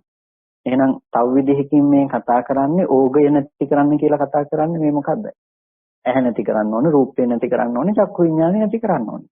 මේ දේවල් ඇති බවට හම්බෙන එක තමයි යෝගය. එහෙනම් ඒ බවට ඇති මනස දුරු කිරීම ඒ දේවල් වල නිරෝධය. නිරෝධය කියන්නේ ඒක අනුත්පාද නිරෝධයක්. ඒ අනුත්පාද නිරෝධය දකින්න බෑ අර හටගත්තු ධර්මයන් ඉතුරු නැතුව නැති වෙන නිරෝධය නොදැක්කොත්. ඒ නිසා හටගත්තු ධර්මයන් ඉතුරු නැතුව නැති වෙන නිරෝධය දැකීම ඒ කියන්නේ දුක්ඛ සත්‍ය ප්‍රතිවේදය. ඒ කියන්නේ සංකත ලක්ෂණ සංකත ධර්මය හටගෙන නිරුද්ධ වෙනවා කියලා දැක්ක එක. ඒ ටික දකිනකොට ඒ දේවල් ඇති බවට ගන්න සමුදය සත්‍යයට අයිති දේවල් ටික නොහට ගන්න බවට යනවා. එහෙනම් අර ධර්මයන්ගේ හටගෙන නිරුද්ධ වෙන නිරෝධය දකිනකොට සමුදය පාක්ෂික ධර්මයන්ගේ අනුත්පාද නිරෝධයට යනවා. කොටින්ම භවය සහ භවයේ නැතිනම් ඕගය සහ ඕගයේ පවතින තියෙන සියලු විෂය අයින් කරලා තියෙනවා. ඒ ටික අයින් කරපු නිසා යා ඕගය තරණය කළ කෙනෙක් කියලා කියනවා. එහෙම නැත්නම් ඕගය ඇතුලේ ඕගයේ ලෝකේ තියෙනකොට ඒ තියෙන ලෝකෙන් හිමීට පැත්තකට වෙලා ඉන්නව නෙමෙයි. එතකොට ඒ නිසා මේ ශාසනයේ රහතන් වහන්සේට ඕගය ගොඩනගෙන්න තියෙන තැන් ටික ඇත්තේ නැහැ. ඕගය ගොඩනගෙන්න තියෙන තැන් ටික ඇත්තේ නැහැ කියන්නේ යම් කිසි ඕගයක් ගොඩනැගුණේ ඇස රූප චක්කු විඥාන ආදී ධර්ම ටික ඇති කල්හි නම් ඒ ධර්මයන්ගේ පැවැත්මක් ආය ඇත්තේ නැහැ. ආයතනයන්ගේ පැවැත්මක් එතන කතා කරන්නේ නැහැ. ඇයි ඒ ඕගයට ඒ ධර්මයන්ගේ මේ ඕගය නැත්තම් ඒ ධර්මයන්ගේ පැවැත්මක් නැති නිසා. ඒ නිසා ඕගය නැති කිරීම ගැන අපිට කතා කරන්න වෙන්නේ ඒතනින්ම තමයි. ඒකට ඕගය ඇතුලේ ඒ කියන්නේ මේ විදිහටම අපි ඇති බවට මේ අසුරු කරන ලෝකේ ඒ විදිහටම තියෙනකොට වෛශ්වික ලෝකේ ඒ විදිහටම පවතිනකොට ඒ පවතින ලෝකය එහෙම්ම තියාගෙන මම විතරක් මිදිලා මම පැත්තකට වෙනවා කියන තැනින් නෙමෙයි ඊතර වීම කියන දේ කතා කරන්නේ. ඕගය නතර කොට දැමීමක් තමයි ඊතර වීම කියලා කතා කරන්නේ මේ ඕගතරණ සූත්‍රයේ. ඉතින් මුල් ටික නම් බොහොම අමාරුවෙන් අහගෙන හිටියා මේ පද විග්‍රහ කියපු ටිකනේ. ඉතින් ඕගතරණ සූත්‍රයේ ආශ්‍රයෙන් ප්‍රශ්න ගැටළු තියෙනවා නම් ඔබ වහන්සේට අහන්න පුළුවන්. අපේ පින්නතුන්ටත් ඕගතරණ සූත්‍රයේ අසුරු කරගෙන හෝ මොනවා ප්‍රශ්න තියෙනවා නම් අහන්න පුළුවන් මේ වෙලාවේ.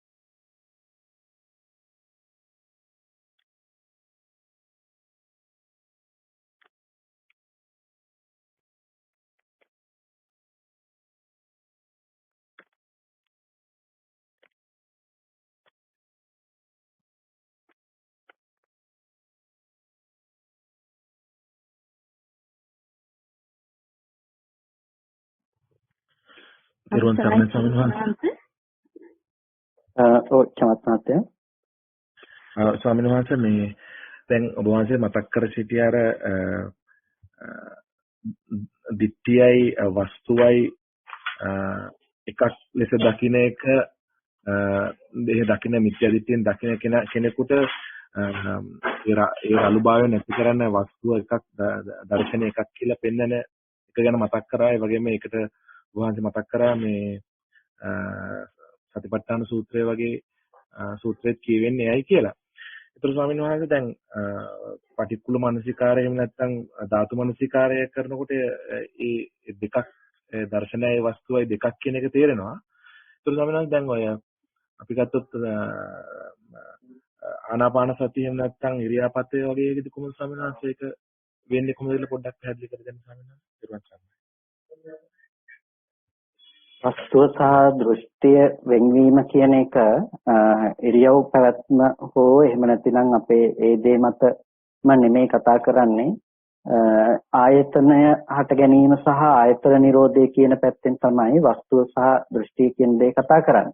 එතකොට ඒක ප්‍රායෝගිකව වැඩිම කියන තැනදී අපි හිතමු සක්මන් භාවනාව කරනකොටත් එයා සක්මන අනුව අතපය අරගෙන යෑම ගැන පවත්වන මානසිකාරය නෙමෙයි එතනදී වස්තුව සහ දෘෂ්ටිය මිශ්‍ර නොවීම කියන තැනින් අදහස් කරන්නේ.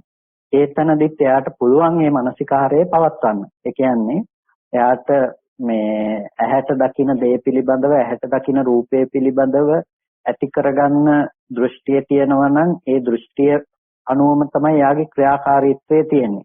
නිසා යාට පුළුවන් ඇවිදින සිදුවීම තුළ ඒ සිදුවීම අත්දැකීමෙන් ඒ සිදුවීම ගැන මානසිකාරය පවත්වන්න. අපි කිව්වොත් උදාහරණයක් ඇටියට ඇවිදින කෙනා ඇවිදින්නේ අපි භවයේ මතයි කියලා කියන්නේ. ඒ කියන්නේ ඔබ ඉදිරිපසින් පෙනෙන දේ ඇති බවට ගත්ත සංකල්පය තුළ තමයි ඔබ ඇවිදින්නේ. ඒ නිසා ඉදිරිපසින් ඔබේ කකුල් දෙක මුල ගලක් තියෙනකොට ඔබ ඉදිරිපස බලාගෙන ඉන්නේ. නමුත් මේ පැත්තේ කකුල ඔසවනවා අර ගල උඩින් අඩිය තැබීම සඳහා. ඒකට දැන් පේන්නේ වෙන දෙයක් ඔබ මෙහි ක්‍රියාත්මක කරන්නේ තවත් දෙයක්. ඒකට හේතුව තමයි අර ඇති බවට ගත්ත සංකල්පනාව කියන එක. එතකොට ඒක කවදාවත් අපිට පෙනෙන දේ සහ දැනගන්න දේ සමග මිශ්‍ර කරන්නේ නැත්නම් ලෝකේ පවතින පැවැත්ම කියන දේ ලෝකේ දැනගන්න දේ එළියේ තියෙන්නේ කියලා පවතින දේ කියලා අපි හිතාගෙන ඉන්නවා නම් අන්න ඒක ඇසුරු නොවන විදිහට සක්මන් කිරීම තුළ උනත් කෙනෙකුට සිහිය පවත්වන්නට පුළුවන්කම තියෙනවා. ඒ ඉරියාපතේ තුල වුණා. එතකොට එයා වස්තුව සහ දෘෂ්ටිය එකතු නොවන පැත්ත ගැන මානසිකාරය පවත්නවා. ඒකට මේ මානසිකාරය කියන එක ප්‍රත්‍යක්ෂ ඥානය නෙමෙයි.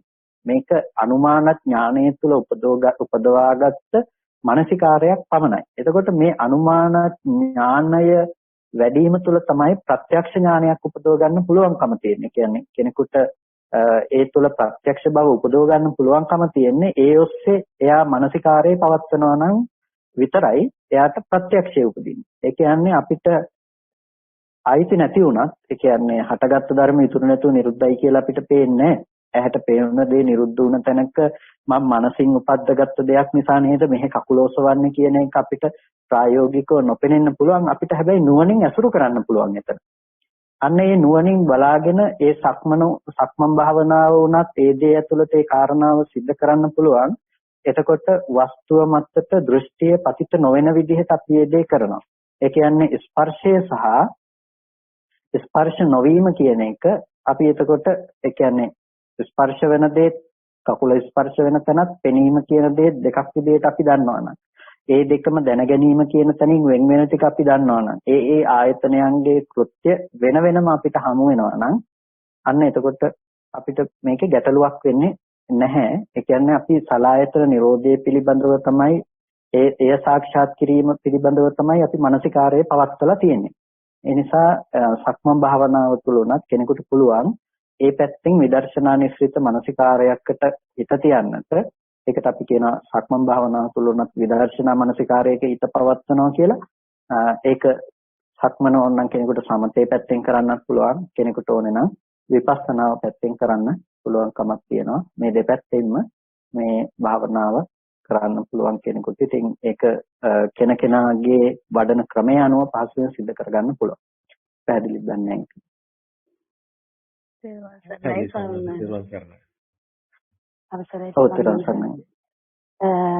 මේ මට දැනගන්න ඕනේ ඔබ වහන්සේ කියවනේ දැන් අපි ඔය රූපය උපාදානය කරගෙන ඉන්නකොට එහි ඔය භාවනා කරලා සතර සතිපට්ඨානය වඩනවා. එතකොට අපි ඔය කුණුප කොටස් වශයෙන් වඩමින් ඉන්නවනේ. නමුත් ඒ සමහර අය ඒක ගන්නකොට කියනවා අනේ මේකේ තියෙන මේවනේ කියලා. නමුත් මේ මට හිතෙනවා එතනදී දැන් ඒක කියලා ගත්තත් එතන උපාදානයක් මේ තියෙන රූපේ තියෙන මේවා කියලා මේ කුණුප කොටස් හැටියට උපාදානය ගැනීමත් වැරදි නේද ස්වාමීන් වහන්සේ? ඒක මේ වැරදි කියන්න වෙන්නේ යම් කිසි පදනමක් ඇතිව ඒක වැරදි කියන්න වෙන්නේ අපිට එතනින් එහාට දර්ශනයක් එයා තුළ නැත්තම්.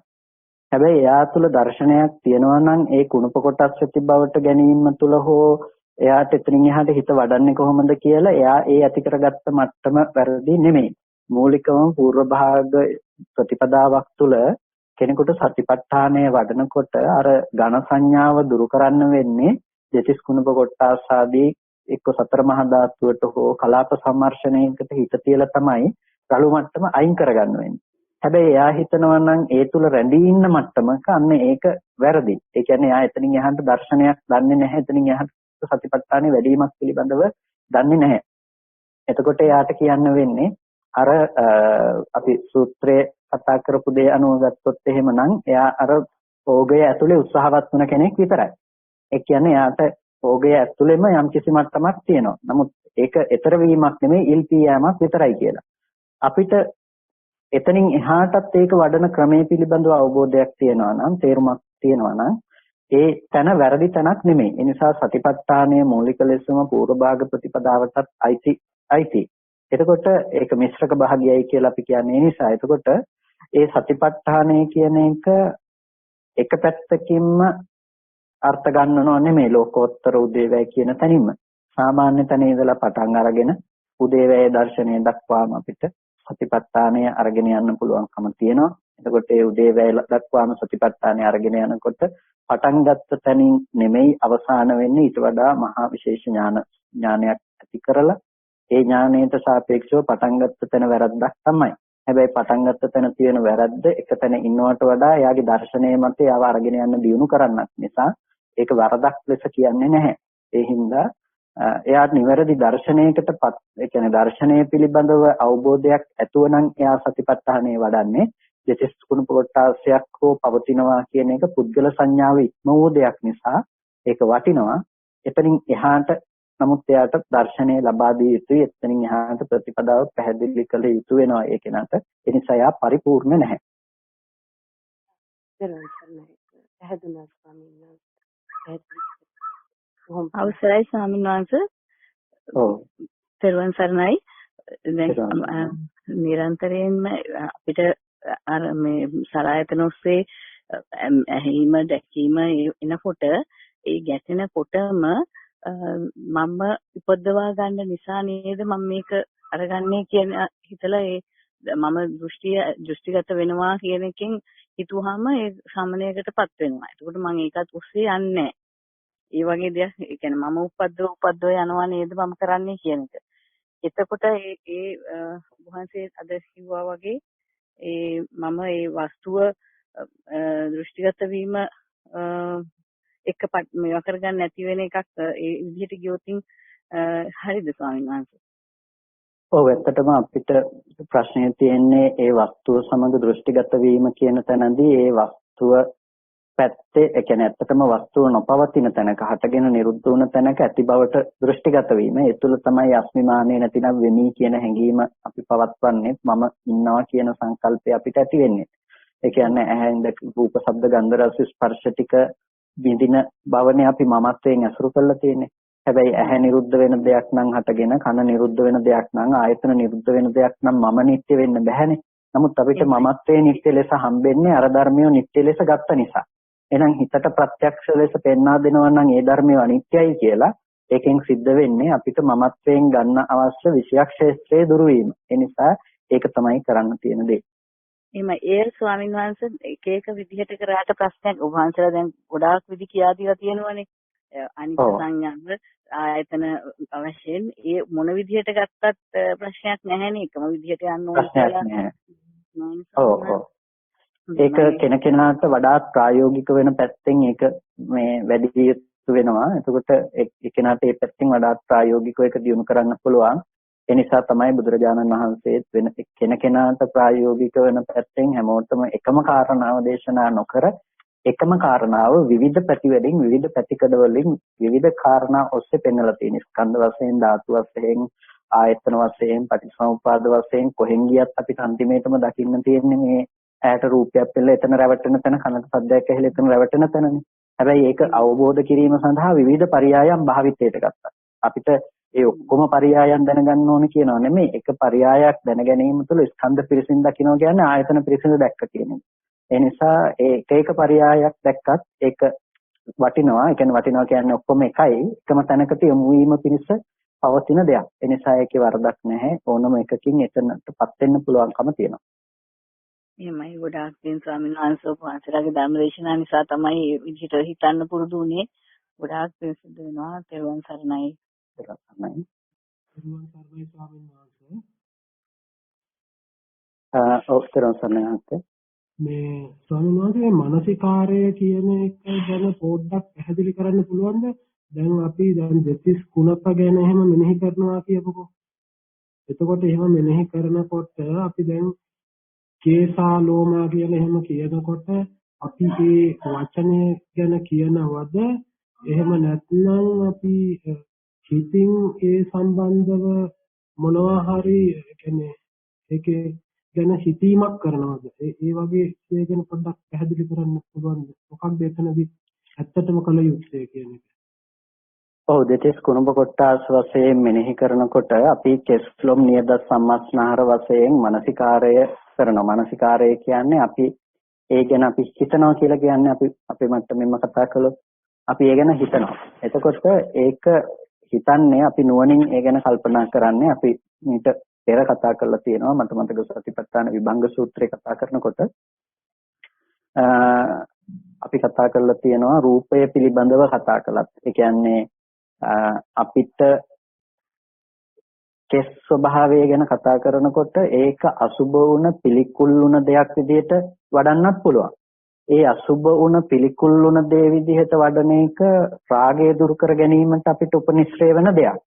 ඒ වගේම අපි අසුබය සහ පිළිකුල් කියන තැනට වැඩි ප්‍රමුඛතාවය නොදී අපිට පුළුවන් කෙස් කියන ස්වභාවයේ අනාත්ම ලක්ෂණය ප්‍රකට වෙන විදිහට මානසිකාරය කරන්න. එතකොට අපි කෙස්ලොම් නියද සම්මස්නහර වගේ දෙතිස් කුණප කොටාසේ අපි අරගෙන අපි ඒ ඔස්සේ මානසිකාරයේ පවත්වනවා ඒකේ තියෙන අනාත්ම ලක්ෂණය. කියන්නේ ඒක පුද්ගලයෙක් නෙමෙයි කියලා. ඒකට අපිට හම් වෙනවා කලාප සම්මර්ෂණය තුළ එහෙනම් මේ පේන්න තියෙන මේ එකක්වත් හැමගත්තත් කෙස්ලොම් ටික ගත්තත් එහෙම නැතිනම් මේ ඇතුළත තියෙන අභ්‍යන්තර කොටස් අරගෙන බැලුවත් එකක්වත් මම නොවන පුද්ගලයෙක් නොවන සත්වයක් නොවන ටිකක් ඇති තැනකනේ මේ සත්වයක පුද්ගලයෙක් කියලා පේන්නේ කියන තැනට නුවණ ඇති වෙනකන් ඒ අනාත්ම ලක්ෂණය ප්‍රකට වෙන විදිහට මානසිකාරයේ පවත්වන්නත් පුළුවන්. එයා මතු කරගන්නේ අසුබය නෙමෙයි අර විදිහේ අනාත්ම සංකල්පය.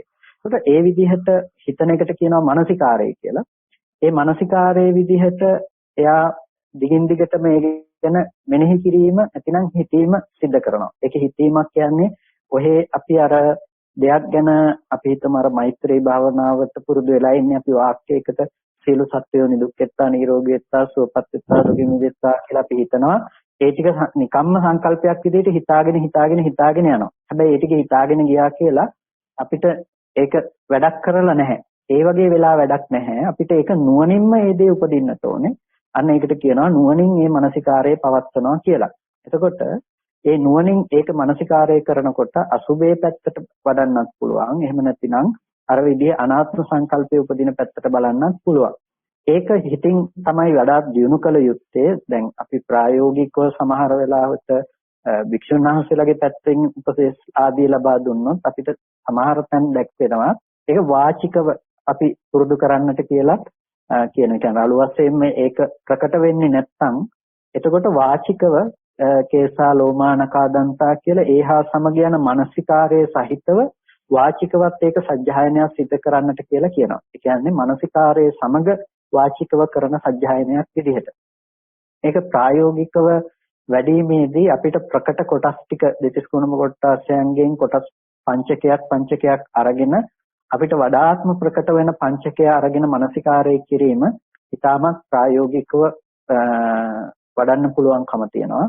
ඊට පස්සේ ඕනේ නම් සමතේ පැත්තට බරව ඒක වඩන්න පුළුවන්. අදාළ කොටාසයක වර්ණ සටහන ඇසුරු කරගෙන එකඟ වූ සිතින් ඒක පරිග්‍රහණය කරලා වෙනම ධානය උපදවන පැත්තට ඒක ඕනේ නම් දියුණු කරන්න පුළුවන්කමක් තියෙනවා. ඒක කෙනකෙනා සතු කෙනකෙනාට පුළුවන් පැත්තට හිත වඩන දෙයක්. එහෙම නැතිනම් සාමාන්‍යයෙන් අපිට කරන්න පුළුවන්කම තියෙන දේ තමයි නිවනට ප්‍රධාන ලෙසම අවශ්‍ය වෙන දෙයක්. එතන අනාත්ම ලක්ෂණය ප්‍රකට වෙන විදිහට මානසිකාරයේ පවත්වන එක. ඒකට අර විදිහට කලාපයන් ගැන මානසිකාරය කිරීම. අපි දුව පුතා අම්මා තාත්තා මේ විදිහට හම්බෙන තැනක අපි එක එක කොටස හිතින් අරගෙන කෙස් කියන ස්වභාවය සිහිපත් කරලා අපි ඒ ගැන හිතලා බලනවා මේ කෙස් ටික දරුවද? කෙස් ටික විතරක් වෙනම තිබුණොත් ඒකත් දරුව වෙනවද? එහෙම නැතිනම් හැම ටික විතරක් ගලවලා පැත්තක තිබුණොත් අපි ඒකද හැම කොටසකට දරුවා කියලා කියනවද? මේ එකක්වත් දරුවා කියන සංකල්පයට දරුවා කියන ස්වභාවයට අයිති නොවන කොටස් ටිකක් නේද පැවතුනේ. එහෙනම් මේ කොටස් ටික ඇති තැනක නේද මම දරුවා කියලා මේ උපද්දගත්තේ. එහෙනම් දරුවා කියන විදීම සම්පූර්ණ සංකල්පමය වශයෙන් උපද්දගත්ත දෙයක් නේද කියලා අපේ ක්‍රමක්‍රමයෙන් අපිට පුළුවන් ඒ ඔස්සේ අපේ මානසිකාරය අර ස්කන්ධයන්ගේ උදේවැය බලන තැනට යනකම් අරගෙන යන්න පුළුවන්කම තියෙනවා. ඒ නිසා ඒ පැත්තට ඒ විදිහට මානසිකාරය පැවැත්වුවා නම් හරි. එතකොට ස්වාමීන් වහන්සේ දැන් සාමාන්‍ය සතර සතිපට්ඨානයේදී මුලින්ම තියෙන්නේ කායානුපස්සනාවනේ. දැන් ওই කායානුපස්සනාවෙත් කියන්නේ කයෙන් කය බැලීමක් කියන එක. එතකොට අපි ඔතනදී කුණප කොටස් ගැන ඔය විදිහට සිතින් මොනවා හරි ඒ වගේ හිතන ආකාරයේ දෙයක් කරන්න ගියොතින් සිත හරහා ඒ එන දැනුවත් වීම අපිට නැති වෙලා යනවා වගේ එහෙම ගතියක් එන්නේ නෑ මහත්තයා. දැන් කයෙන් කය බලනවා කියන එකක් නෙමෙයි එතනදී කියන්නේ. මොකද කයට විතරක් බලන්න බැහැනේ අපිට. කායේ කායානුපස්සනා කියලා කියන්නේ. එතකොට එතනදී අනුපස්සනාව කියන එක මොකද්ද කියනවා අපිට වෙනම අර්ථ ගන්නට වෙනවා. අනුපස්සනා කියන එකේ දැන් කායේ කායානුපස්සනා කියන්නේ කයෙහි කය අනුව බලනවා කියන එක. සරල ලෙසම අපි අර්ථය දුන්නා. ඊට පස්සේ අනුපස්සනා කියන වචනයේට විශේෂයෙන් අර්ථ විග්‍රහයන් කරනවා කොහොමද අපි අනුපස්සනාව විදිහට බලන්නේ කියලා. ඒ කියන්නේ අනුපස්සනාව මොකද්ද කියලා. එතනදී අනිත්‍ය වශයෙන් දකිනවා, දුක් වශයෙන් දකිනවා, අනාත්ම වශයෙන් දකිනවා. එතකොට එතන අසුභ වශයෙන් දකිනවා. මේ විදිහට අනුපස්සනාව කියන එක අපිට කතා කරන්න වෙනවා. එයා කය පිළිබඳව වූ අනුපස්සනාවක් පැවැත්වුවා. ඒකට අපි නම් කරනවා කය පිළිබඳව වූ අනුපස්සනාව කායානුපස්සනාව කියලා. එතකොට ඒ කායානුපස්සනාව කියලා කියන්නේ ඒ අනුපස්සනාවට දීපු නම. එතකොට ඒ කායානුපස්සනාව නැත්නම් කය පිළිබඳව වූ ඒ අනුපස්සනාව පැවැත්වේ කය කෙරෙහි. එතකොට ඒ කය කෙරෙහි පැවැත් වූ අනුපස්සනාව කායානුපස්සනාව වුණා මිසක කයෙන් කය බැලුවා කියන අර්ථයක් නෙමෙයි එතන එන්නේ. නිසා කායේ කායානුපස්සේ විහෙරති කියනකොට කයෙහි කය අනුව බලමින් වාසය කිරීම කියන්නේ නුවණින් බලමින් වාසය කිරීම. එහෙම නැතුව කයට කය බැලීමේ හැකියාවක් ඇත්තේ නැහැ. ඒකට මානසිකව මනසින් තමයි කොහොමත් අනුපස්සනාව සිද්ධ කරන්නේ. අනිත්‍ය සාක්ෂාත් කිරීමත් කොහෙන් ගියත් ලෝකෝත්තර මාර්ගයේ පිණිස උපදවා ගැනීම පිණිස වැඩුවත් රූපාවචර භූමිය උපදව ගැනීම පිණිස බැලුවත් අරූපාවචර භූමිය උපදව ගැනීම පිණිස බැලුවත් කුසලයක් කළත් අකුසලයක් කළත් කයෙන් නෙමෙයි ඒ දේ සිද්ධ වෙන්නේ මානසිකව. එතකොට ඒ දේ සිද්ධ වෙන තැනක ආයතන දෙකයි තියෙන්නේ. මන ආයතනය සහ ධම්මායතනය කියන එක. අපිට මනසින් තමයි හැම වෙලාවකදීම යම්කිසි දර්ශනයක් වඩන්න වෙන්නේ.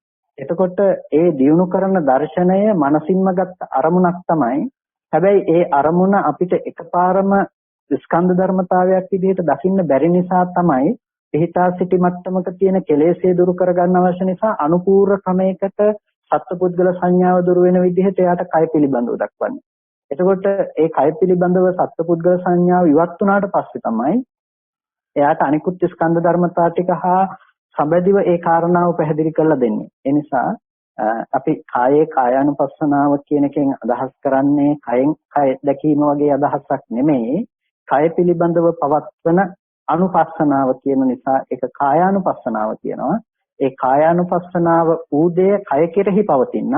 එතකොට ඒ කය කෙරෙහි පවත්නා මානසිකාරයේ මිසක කායේ කායානුපස්සනාව කියලා කිව්වේ වෙනත් දෙයක් නෙමෙයි. එතකොට අනුපස්සනාව මනසින් තමයි හැම වෙලාවකදීම සිද්ධ කරන්නේ. හැබැයි මේ අනුපස්සනාවට ගෝචර වෙලා තියෙන්නේ මේ මහා භූත සහ උපාදාය රූපයන්ගෙන් යුක්ත කය. ඒ නිසා අනුපස්සනාව කියන එකෙන් මානසිකව අපි තේරුම් අරගෙන තියෙන්නේ සම්පූර්ණම රූපේ පිළිබඳව.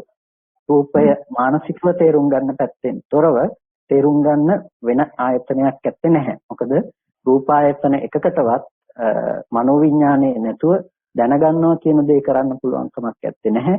විඥානනය සිද්ධ වෙන්නේ මනස පැත්තෙන් විතරයි.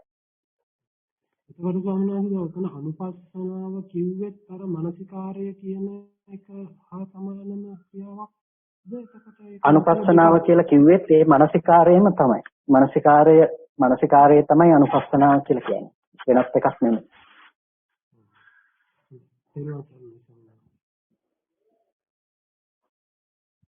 ඒ කියන්නේ අනුපස්සනාව සහ මානසිකාරය කියලා කියන්නේ දෙකක් නෙමෙයි. මානසිකාරයේ පැවැත්වීමම තමයි අනුපස්සනාව කියලා කියන්නේ. කය අනුව මෙනෙහි කිරීමම කායානුපස්සනාව කියනවා. ඒ කය පිළිබඳව මානසිකාරයේ පැවැත්වීම කායානුපස්සනාව, වේදනාව කෙරෙහි මානසිකාරයේ පැවැත්වීම අපි වේදනානුපස්සනාව කියලා කියනවා. එතකොට ඒ අනුපස්සනා කියන වචනය තුල අදහස් කරන්නේ මේ මානසිකාරය කියන තේම තමයි. එතකොට ඒ මානසිකාරය අපි යෝනිසෝ මානසිකාරය කියලා කියන්නේ.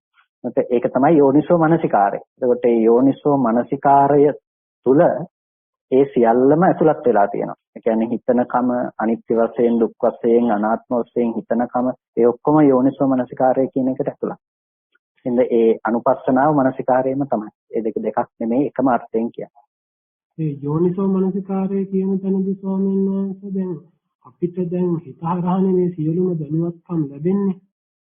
එතකොට අපි ලැබෙන දේවල් අපි සිත ඒ කියන්නේ සිතුවිලි ඔස්සේ හිතන්න ගියොතින් අපිට අනිත් ඒ අවස්ථාවේදී මේ ඉන්ද්‍රියන් හරහා ලැබෙන අනිත් දැනීම නැති වෙනවා වගේ එහෙම වෙන්නේ නැද්ද? අනිත් දැනීම නැතිවීමක් නෙමෙයි. මොකද ඉන්ද්‍රියන් හරහා වෙන අනිත් දැනීම දැනගන්නෙත් අපි සිත හරහාමනේ. ඒ නිසා ඉන්ද්‍රියන් පිළිබඳව දැනගන්න අනිත් දැනීම නැතුව යෑමක් වෙන්නේ නැහැ. අපිට අනිත් දැනීම ඇති බවට ගත්ත වැරදි සාගත සංකල්පනාව දුරු වීමක් සිද්ධ වෙනවා. ඒකනේ අපිට දුරු කරගන්න ඕනේ. ඒ කියන්නේ අපි හිත පැත්තෙන් උපද්දව ගන්න අරමුණ අපි හිතපු දේ බවට දන්නේ නැහැ. අපි හිතන්නේ දකින දේම පවතින බවට. ඒ වැරදි සාගත සංකල්පනාව තමයි දුරු වෙන්න ඕනේ. ඒ කියන්නේ දිත්තේ දිත්තමත්තන් නොවේ දෘෂ්ටිය සහ විඤ්ඤාතය දෙකම එකක් කොට ගැනීම, දිත්තේ සහ විඤ්ඤාතය එකක් කොට ගැනීම තමයි වැරද්ද. ඒ නිසා මේ දෙක දෙකක් කොට දැක්කොත් එහෙම මේ විඤ්ඤාතය විඤ්ඤාතයක් විදිහටත් දැකීමක් විදිහටත් දකිනවා.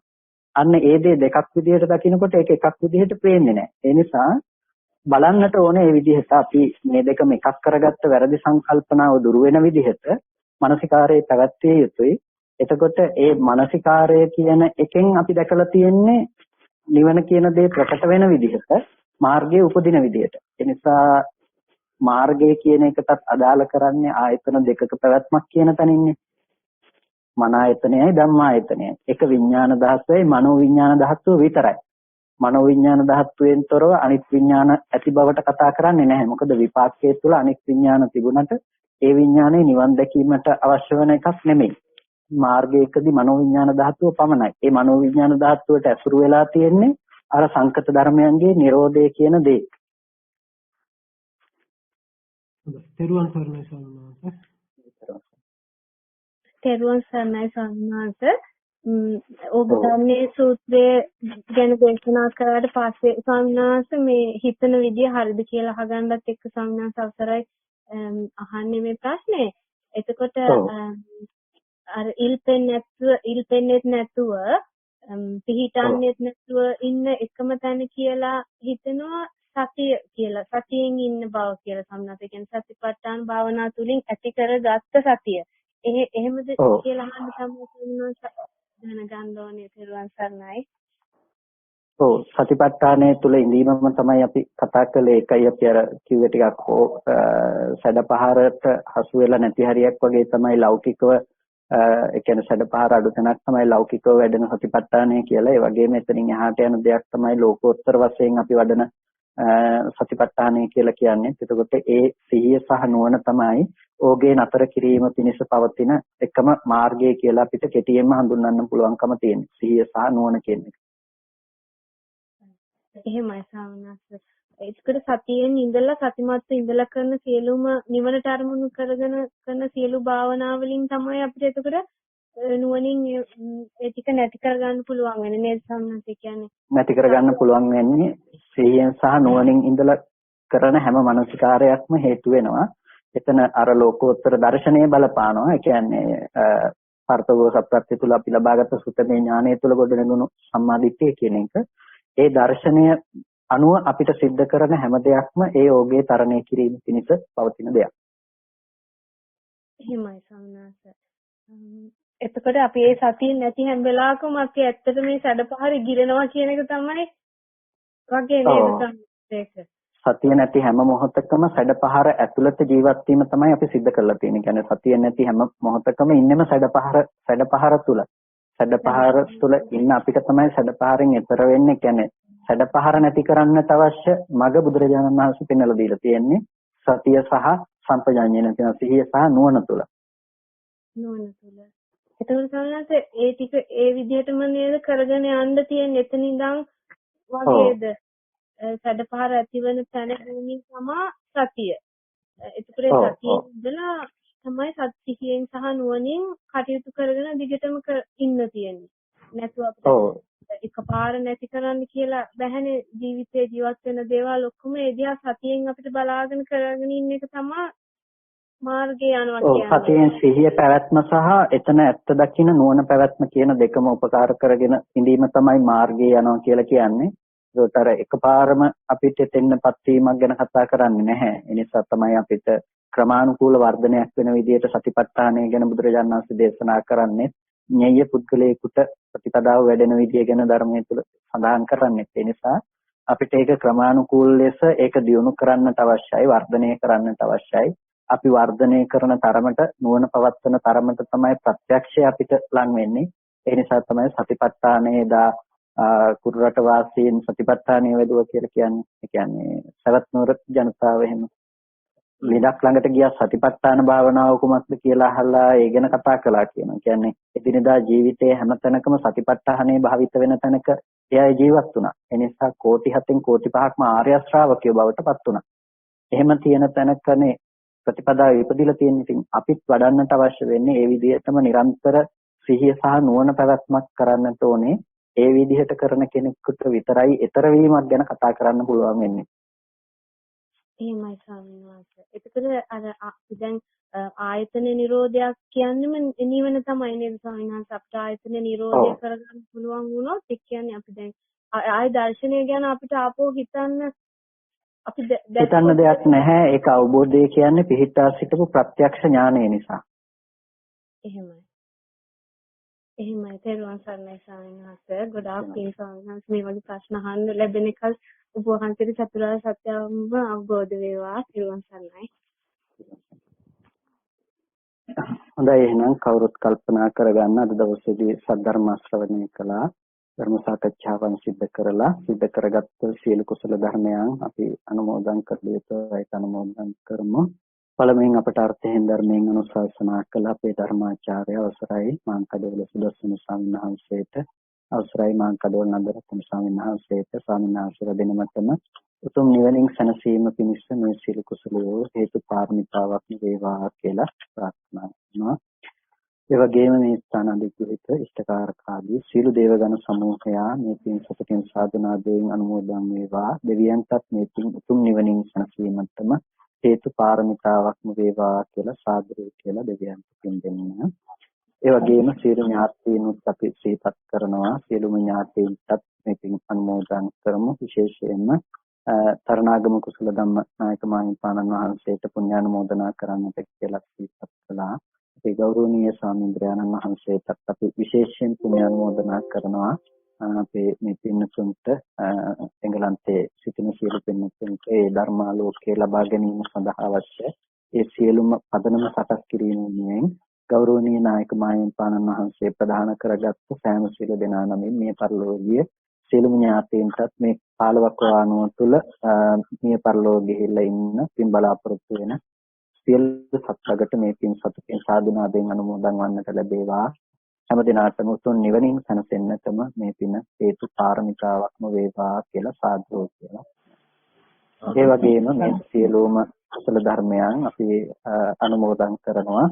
විශේෂයෙන්ම මේ කටයුත්තට දායක වුණ සෑම සියලු දෙනාටම පුණ්‍යානුමෝදනා කරනවා. සම්බෝධි විහාරයේ අපේ අවසරයි මඩුගල්ලේ මහානාම ස්වාමීන් වහන්සේට, ඒ වගේම අපේ ඩොන් මහත්මයා, ඒ වගේම මද්රිකාම සමන් මහත්මයා ඇතුළු සියලු දෙනාට අපේ ලංකාවෙන් ඒ පිළිබඳව කසුන් මහත්මයා අනුරාධපුර ඇතුළු ඒ සියලුම පින්වත් පිරිසට, ඒ වගේම විශේෂයෙන්ම අපිට පහුගිය දවස්වල ආරාධනාවක් කෙරුණා ඕස්ට්‍රේලියාවේ පින්තුන්ට දේශනාවක් පවත්වන්නට ඕනේ කියලා. මම ඒ අත්තන්ටත් මේ වැඩසටහනට සම්බන්ධ කරගන්නට කියලා සිහිපත් වුණා සම්බන්ධ වෙන්නට කියලා. ඒ ආරාධනා කළ ඒ ඕස්ට්‍රේලියාවේ ඉන්න සියලුම පින්වත් පිරිසටත් මෙල්බන් ආදී සියලුම පින්වත් පිරිසටත් අපි විශේෂයෙන් පුණ්‍යානුමෝදනා කරනවා. සහ සම්බන්ධ වුණ ඔබ සෑම සියලු දෙනාටම ලංකාවේ සම්බන්ධ වෙන සියලු දෙනාටම අපේ සේනාසනයේ ස්වාමීන් වහන්සේලාට සියලුම දෙනාට නිදුක් නිරෝගී සුවපත් භාවය චිරජීවනයේ සැලසේවා. කායික මානසික සැනසෙල්ල ඇති කරගෙන අමා මහ නිවනින් සැනසෙන්නටම මේ කුසලය හේතු පාරමිතාවක්ම වේවා කියලා සාදු කියලා පින් අනුමෝදන්. සාදු සාදු.